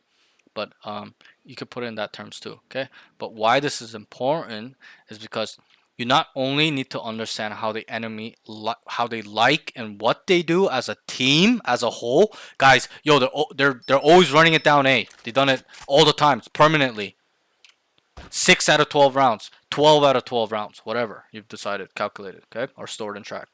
Yeah. It's not only important to understand that, yo, they're defaulting all the time, majority of the time. That's their basic strategy. Or they run it down. They're running face a lot. They're re-hitting a lot. They're lurking a lot. They're rats. Okay?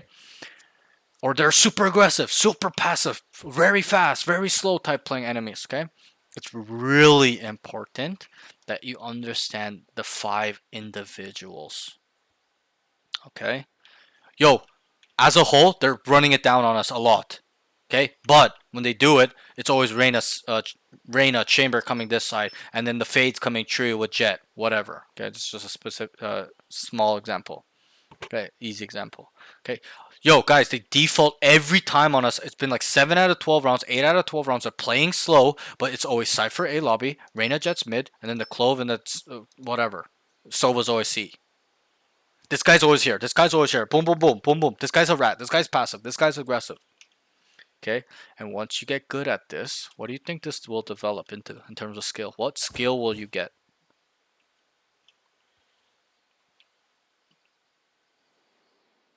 I'd probably Repeat the last sentence. I'm sorry, I zoned out. I won't lie. Yeah. So what will you develop if you can understand how they play as a whole to the T, and then individually as well? What skill will you I'll develop? develop everything. My communication, my game Mm, sense. I'll not so just. much I mean, everything, but you will develop how to be able to read what the enemies are doing. And once you develop this skill, do we know what solutions are when we know what they're doing or no? yes. And I'll That's give you like an the whole point of the yeah, solo. and I'll give you an example. At the base level, that's what taking space is, right? It's information. We know where they are, and when we know where they are, we know what they can do. They can go in or leave. But think about it this way, where when you develop the skill of understanding tendencies and frequencies, you don't even need to take space because you know how each individual five enemies, who they are, how they think, what they like to do, what you've seen, what you've tracked. Think about a friend. You have a friend, you know his life story, you know his family history, you know how he thinks, you know what he gets scared from, you know his fears, you know his goals, you know how he talks, you know how he thinks. What could you do to that guy? I mean, you could really betray him. Right. And what more I'm looking for is that you can manipulate him to what you can make him jump off Oh, a building, no? If you know how he thinks, how he acts, what he knows, his family, how probably. obviously I'm not saying do that, but you Oh see no, no, no, I get what you mean. yeah, but you see my example there. And you Yeah, just use that where it's like if you knew that friend to 100% T where you can manipulate him in that way, think about what you can do to the five individual enemies if you know 100% of how they think, what they like to do, etc., etc. What can you do to them? Super simple. We already answered it. you could read them. We can not only read them but manipulate them as well to getting them to believe what they believe, and we set up traps for them. Does that make sense? Yo, Yeah, Cypher's lurked down A 5 rounds in a row. Okay, I know he's okay. I label his tendency. He likes to lurk. He's a fucking rat. The frequency has been permanently. Let's set up a trap. Yo, somebody go over here and wait. One more person right over here. And we just fucking destroy this guy walking down. Kill him. Wait for him. Just stay there. AFK. We know he's coming, right? It's been 100%. No? yeah, You see the power? So, yeah. I this, do. I once you. thought that would that Yeah. was reading. That's my bad. No. It is reading too. It is reading too. But it's a part of manipulation too, because on attack, if you know what their setup is, I'll give you two on that's the defensive standpoint. If we look at it on the attack standpoint, which is yo, Killjoy's always sees played there 4 out of 6 times, okay, and then the Clove has been be like, a lot almost every time, and then they play 3A. What can we do with that information of knowing not only the enemy's whole tendencies and frequency? Yo, they always fight for A as well. They're super fast rotating, okay, and then we know their setup, the individuals and who they are, and how many. Okay, what can we do? Get a read You and could, manipulate. We know what their yeah, strengths and weaknesses are.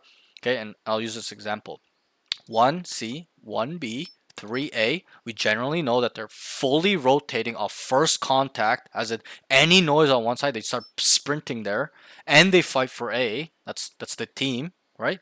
And then individually, it's Killjoy, Clove, Reyna, Jet, and Sova, whatever. Simple example. Okay, what can we do in this scenario to manipulate them?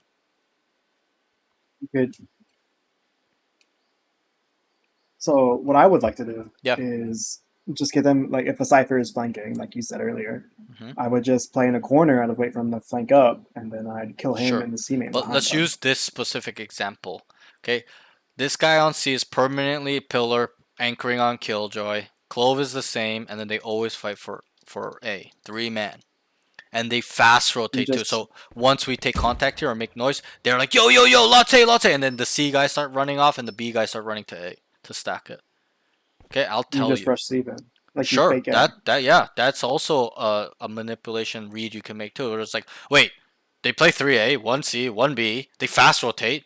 Okay, we could just bum rush C, right? It's a 5v1, no? That's good. Yeah. Yeah, that's a good read. Okay, I take it a step further where it's like, wait, they fast rotate, they play 3A, they have 1B, 1C, and they immediately, I've picked up that they're always moving quickly on defense. They're over rotating. Guys, we're gonna set up a fake. We're gonna two-man fake A, because if we set up a two-man fake A, we make noise. ISO's gonna throw a shield here, and Fade's gonna throw his eye, and dog down, and we're gonna take some space and make some noise. What will happen? Like I told you in the example, they over rotate. So they start leaning A, and we have a setup plan where 3 guys walk up C.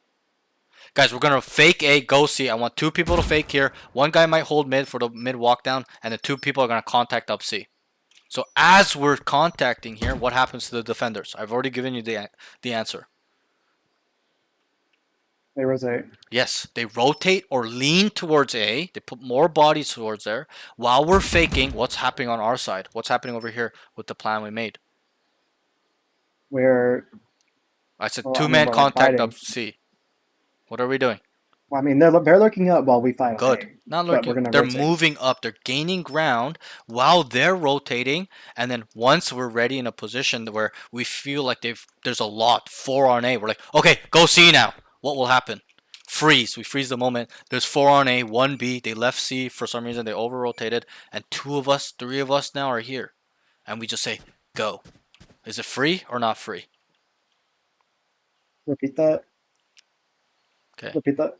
If there's 4. No, my internet cut out. Sure. If there's 4A, okay, we shouldn't even be on this point for this long. But if there's 4A, because we use tendencies and frequencies by understanding they over rotate on first contact, and we realize that there's 1C, 1B, 3A, and we made contact here with an ISO and a fade, made a bunch of fucking noise, sold it, or even got to rubble, whatever, and we told, yo, 2's gonna fake A, 3 people are gonna walk up C.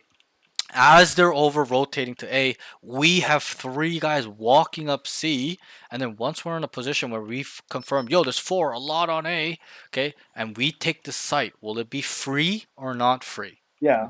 Yeah, it'll be absolutely free. And this is where the tool comes into play. Not just on attack. I'm showing you it on the attacking standpoint. But this is where it will tie into your IGLing skills, communication skills, your ability to read what the enemies are doing. And once we're able to read how they play, how they like to play, where they're playing, who is playing there, we're able to manipulate them to go where we want to, so we can end where it is free or of less resistance. 5v1, 5v2 instead of a 5v3, 5v4. Does that make sense? Exactly. Yeah. Okay, and this is the common problem I see with a lot of noobs, where they're running it down every round and they can't even pick up that the enemy teams are fast rotating off that contact. What's happening?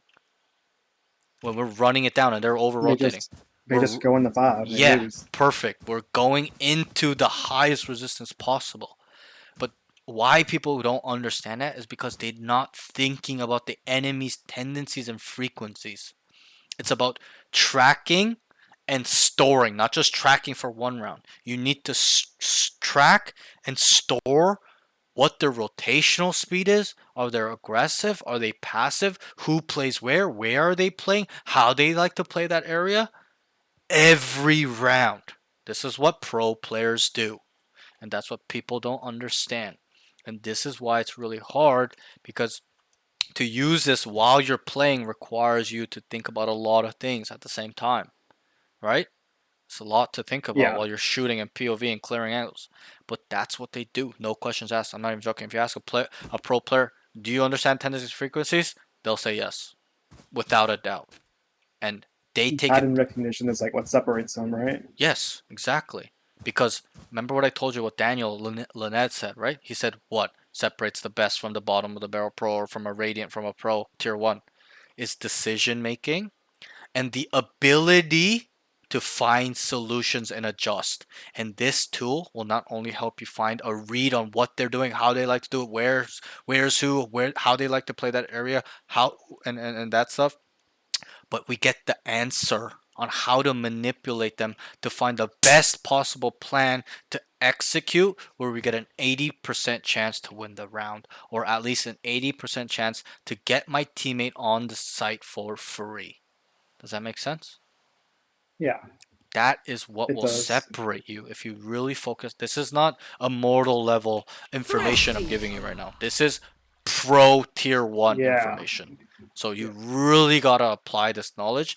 And if you do, you'll be like some of my When we go students. out there, Okay, someone some. I've dies. only had 3 Carry students that where weight. they've absolutely applied 100% of everything I've done. Where do you think they are right now? Radiant? Not radiant, but they've hit their goals. Do you think they're still getting coaching from me after they've Probably absolutely not. applied everything? No. They stopped getting coaching from me after 4 weeks, 7 weeks. Finish, kaput, and then they have these skills forever. And they become. Okay, I'll give you an example. I have a student named Soup. He came to me as a Ascendant 2, Ascendant 3 player. He did one session. He absolutely applied everything I told him, and he understood everything. He was engaged. He was listening. He applied it. Made mistakes. He learned by himself with all the knowledge I gave him. He went from Ascendant 2 to Immortal 3, 300 RR in 2 weeks, and he became my duo. Think about that. Me and him were playing together because he applied everything I taught him. I have another student. His name is Trilly. He was a big community member. He's not around too much these days because he hit his goal, so he's doing live stuff and stuff like that. But he started with me at Gold 3, Plat 3, okay? And he did sessions with me for 7 weeks, and in week 2, 3, 4, he kept telling me, "Bro, I'm retarded. I don't think I can apply this Bring a knowledge you snack. can." And I kept Did telling anyone him bring a and, snack? and showing him, "Yes, you can. I was the same. It's not genetics, it's skill. Apply. Keep focusing. Keep doing it." He went from Gold 3 Plat 1 to Immortal 2 in 7 weeks. Most people get stuck in Diamond for years. Yeah. Think about that. He just As absolutely applied everything, and he never looked back. And I'm so proud of him. I tell him, and sometimes I give him a free session to just keep up. And I say, "Yo, I can't believe this is the person you are." And I always give him this example. I say, We've "You been remember through when you told worse. me you're too retarded to use this information and can't process information? You're too slow. You're born that way." And he's like, "Yeah, I can't believe I said that. I can't believe I told you that. You've changed me to this because I applied the knowledge and made mistakes, improved, learned, put my head down and just keep going." Okay, I have another student recently. It's a recent VOD. Okay, I'll give you one more example. Okay, it was on this map. It was literally last week was his first exam session. He's an EU Immortal Peak 1 player. Okay, he comes to me with his issue. I asked him, "What's your problems?" He goes, "Aim. Oh, I suck with aim. Everything's aim. My issue is aim." I watch him play. He has radiant. I'm not joking. I'm not joking. I'll send you the VODs if you want. He has a radiant level aim, and I told him, "Okay, bro, your aim is fucking 9 out of 10. You're never whiffing. Instant deletions. You're to my standard of what a radiant level aim is. Okay, your problems is communication skills, IGLing skills, understanding what the enemies are doing, applying solutions, all that stuff in one session." Okay, the VOD today that was released on YouTube, that's the session where he improved. And I watched him play the other day on a second session, and I just said, "Boom, you got it." Because he applied what I showed him. He lost the first game, but he still, they were getting stomped, and he got 6 rounds for his teammates. But because he was IGLing, communicating, feeding info, finding solutions to fucking instantly stop what it was working against them. And then the second game, he fucking went crazy. He's like, "This game, I'm gonna lock the fucking." I said, "Good, go." He drops 35 match MVPs on Clove. I GL'd every round, every mid round call, late round call was on him. The whole game was in his hands, and he took over and won the game. You can do that too, two as long. weeks? One session, 1 week. Oh, 1 week. And he has a session tomorrow with me, and he starts booking more because he's like, "Yo, bro." Like he even sent me a screenshot of him having 1,000 tracker score back to back to back to back. He's like, "What did you make me into?" I'm like, "A fucking beast." As long as you apply this information and you seriously make mistakes and improve and stuff like that, you will gain the results. You know why? Because it worked for me. I got to Immortal 3 350 RR by myself. I never had a Coach Parks to tell me this type of shit. I wish I did. I would never have taken that long. It took me quite a yeah, while. It would have took me a month, right? So my knowledge, I'm not saying is absolute the best. No, that's not what I'm saying. No, you're But not. You're but just saying it's like a foundation. it worked for me. It worked for a lot of people. It can work for you as long as you can, use it, apply it, make mistakes, and get better. And obviously, I'm not saying you can never apply other coaches' information with my information. You go ahead, you can do that. I'm sure that's much more beneficial too by you pulling in information from me, information you see from TikToks and other coaches talking and content and stuff like that. No, but what I'm saying is that No, you really gotta really apply this, and I'm not saying you won't. I'm just iterating on this, I understand, man. Yeah. emphasizing on this because it's really important. I'm not joking. I don't talk about it like this because 99% of students say, "Yeah, I get it. Yeah, I'm gonna do it." They don't do it. That's why I'm being hard on you because I want you to do it. I want you to hit your goals because your goal is not a small one. But anyways, that's that. Okay, this is where we gain edge. This is the skill that will make you a radiant player. Tendencies and frequencies, understanding how they play as a whole, individually. Then we find solutions off that and crush them. Long term plus EV. Okay. Any questions before we move on? I'll wrap it up. We're almost done. I'm sorry it was taking really long. It's okay. It's okay. Okay. Right about now is when my like caffeine like goes away. Okay. So Okay. I start zone. Yeah. I got you. But I so got you. far, I understand. Yeah. Like as That's far it. as I can tell, Yeah, that's it. And I do. I know you do. It's just I have to emphasize on these notes because people don't. Okay, so that's it. Let's move on. The next thing is I'm just gonna run through these. So set up your teammates more. Okay, with what I've taught you: communication, IGLing, understanding how the enemy play. Then tell them, yo guys, we gotta stop five manning because in this game you guys kept five manning, and I'm like, bro, it's so easy to win this game. All you have to do is think what they're doing, then apply the solution at hand, and to make sure it works, manage them like babies. Okay?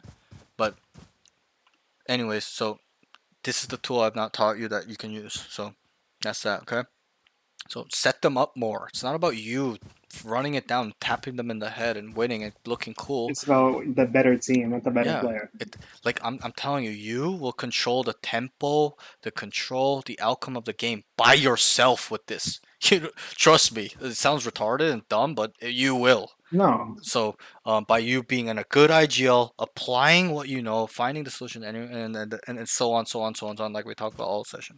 Okay, so that's it.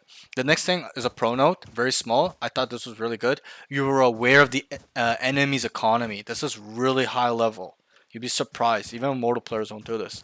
You're like, yo, they're broke. They're buying this, that. Okay, always press tab.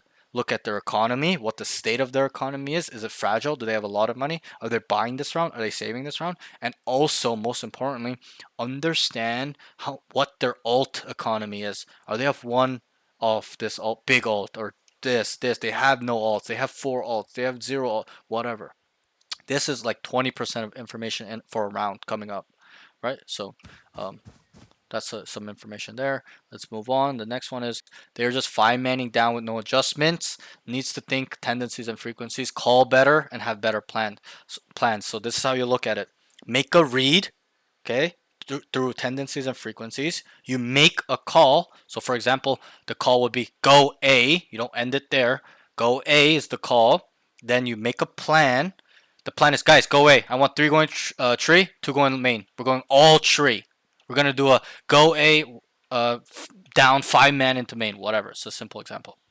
Okay, so make a read with tendencies and frequencies. Make a call, go A. Make a plan, guys. We're going A, but we're gonna go five tree, five main. Okay, and then the last step is to execute, making sure everything you've done, the groundwork of reading the enemy, storing it, tracking it, to make an accurate representation in your mind of what is weak, what is strong. Guys, I think A is weak, so the call is to go A.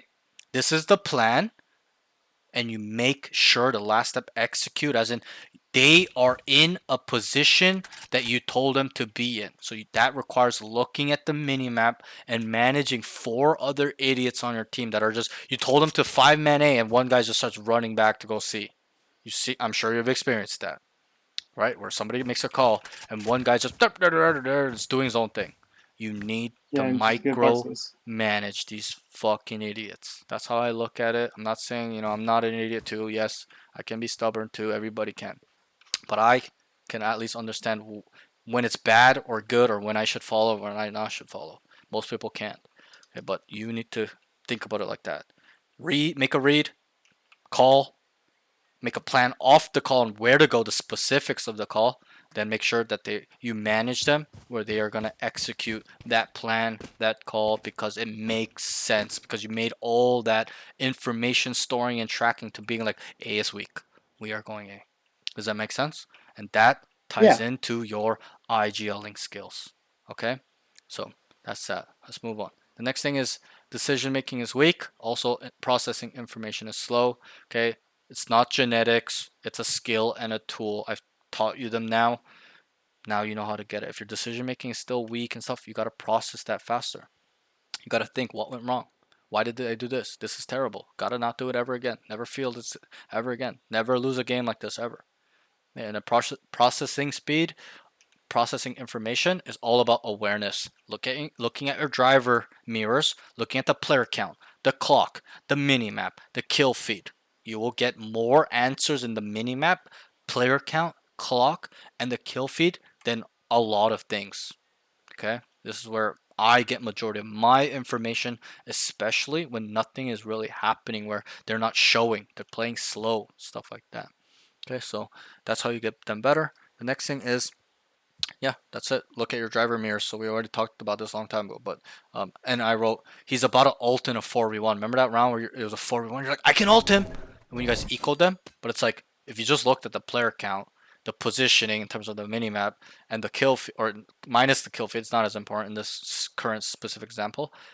You would just know I don't need to ult, but you had that thought. You're like, I should ult. No, it shouldn't even been a thought. Like 4v1, don't need ult. Absolutely need to save it here. All right, so that's how we can get our situational awareness, is by looking at the driver mirrors in quotation. Okay, any questions? Okay, that's that. That's all your notes. I'm sorry it took really long, but the session took really No, it's long because fine. the beginning as well. We spent like 40 minutes talking about your mental. So that's that. But so talk to me about your training real quick.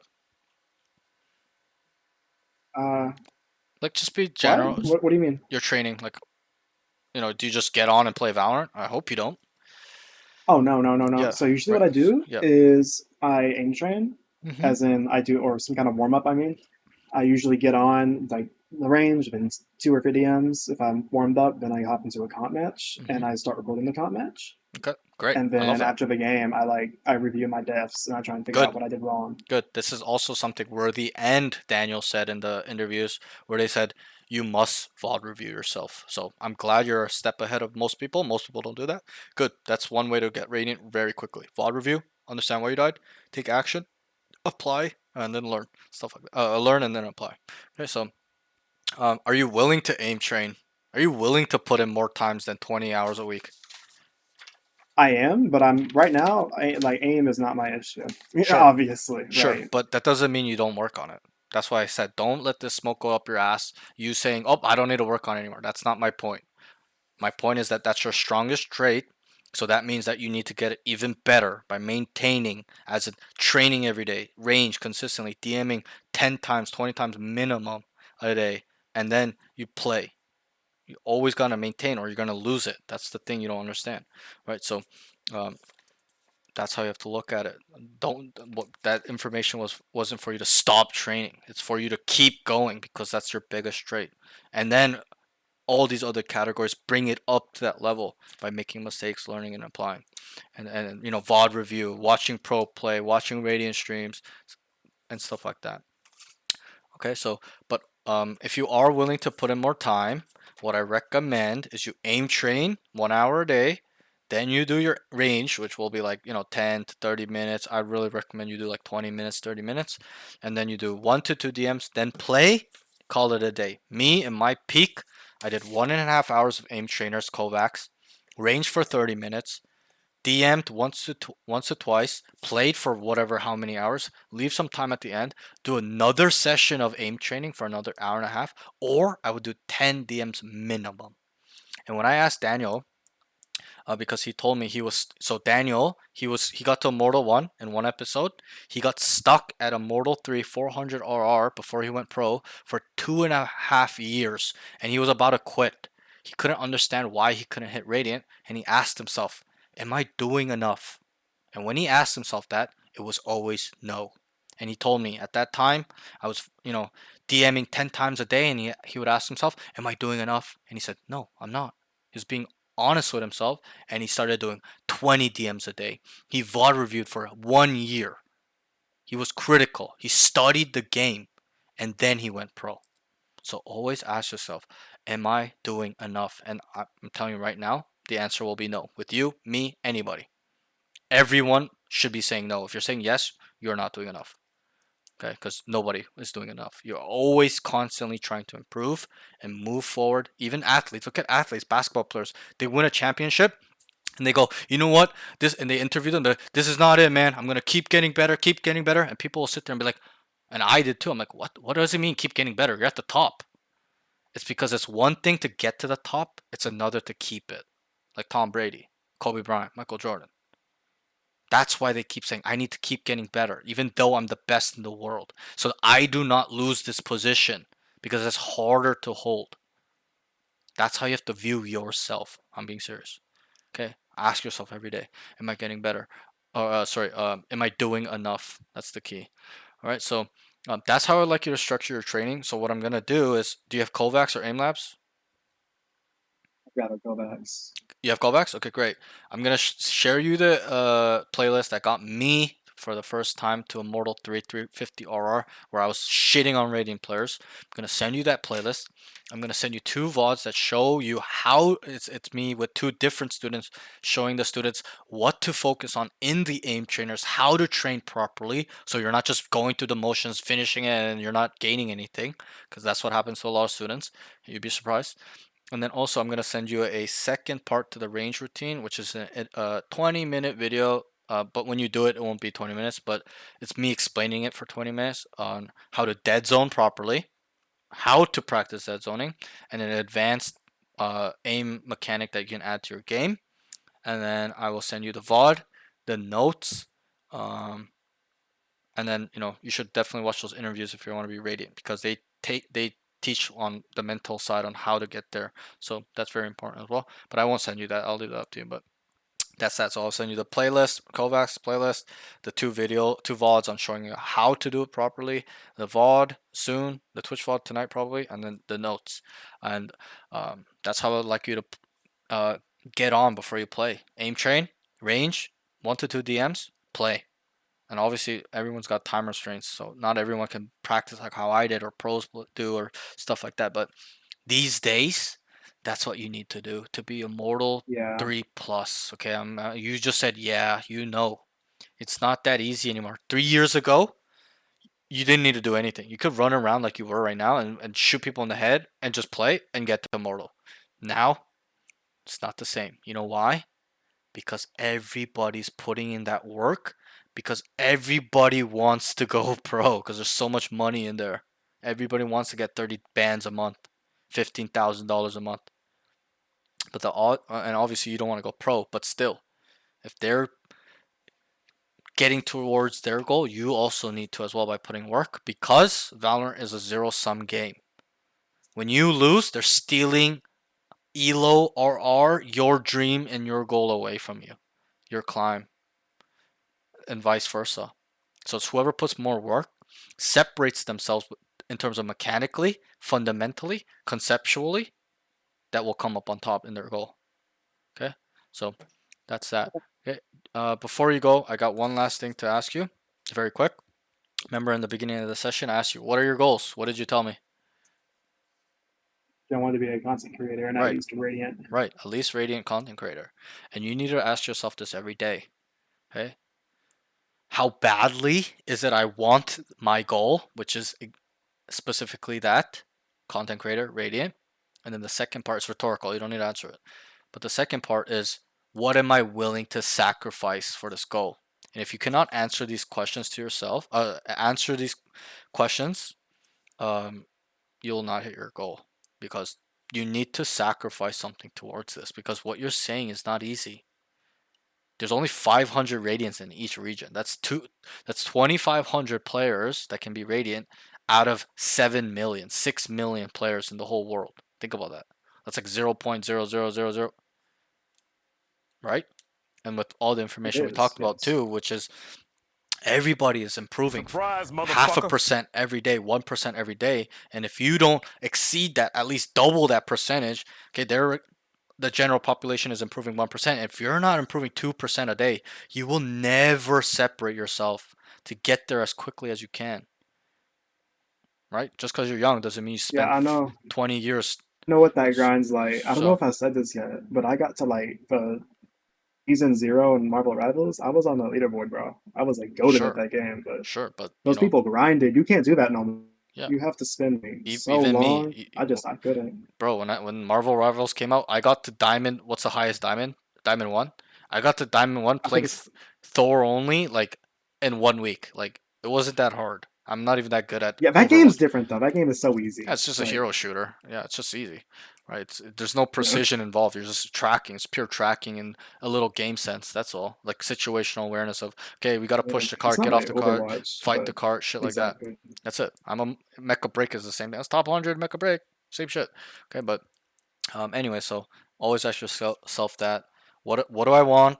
That's what you want. How badly do I want it? What am I willing to sacrifice? Because if you don't, you'll lose your purpose. You'll lose your sight and towards that goal, and it'll be all over you. Nobody will remember you. Nobody will care. Only but you sitting there with regret 10 years later, like myself. I went pro and try to go pro 4 times, 5 times, and I sit here to this day at 29 years old being like, man, when I was 14 and I just put in that extra time and ask myself if I'm doing enough and I answer no, I would have been the top player because I was getting flown out to California. I'm in Canada. I was 14. I'm getting paid. They're paying for my hotel. That shit was so cool to me. That was my dream, but I failed. And this is why I say this stuff to my students. So you are not in the position I am because you will feel what I feel if you don't. And it's not a good feeling because it eats at you for the rest of your life. Okay? So that's why, as a coach, I expect you now for you to hold your end of the bargain with or without me to hit your goal because you said it.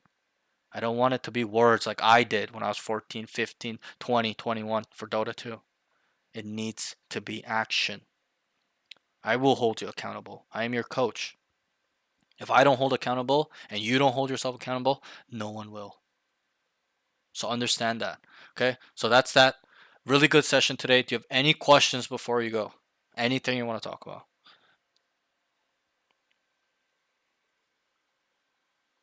I think he's lagging. Hello? No, no, it's not Okay. lagging. Oh, I'm okay. trying Oh, to. sorry, sorry. I thought you were lagging. I was like, I think he's lagging. His internet's going up. Honestly, I don't think so. And that's fine. Anything like I wasn't asking about autopiloting, but you told me like Uh, the rearview mirror thing will just fix it, Well, like I just flat what I out. can do is Like I can show you where me and Worthy TV talk about, and he's got over 20 years of FPS tactical shooter.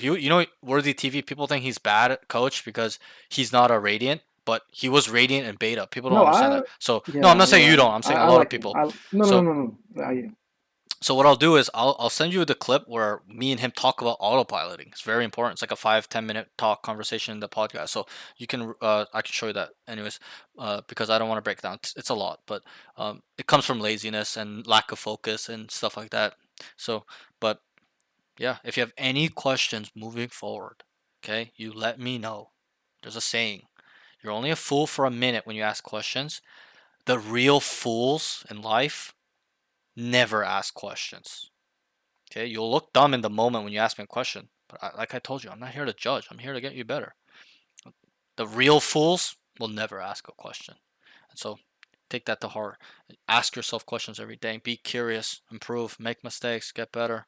Ask yourself what I want, what am I willing to do for that goal, and you will hit it. Okay. So that's that, Wolf. Really good job today. I know the session was really long, but I think in your case, I really had to make sure we spent 40 minutes developing your mind. And I hope that helped.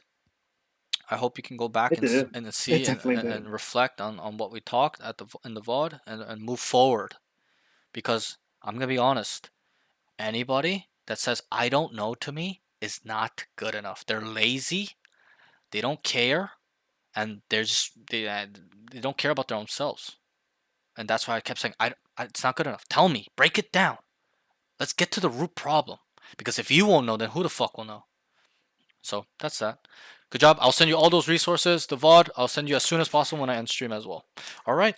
Any questions, you let me know. Good luck on your journey, my friend. And yeah, work hard. That's all.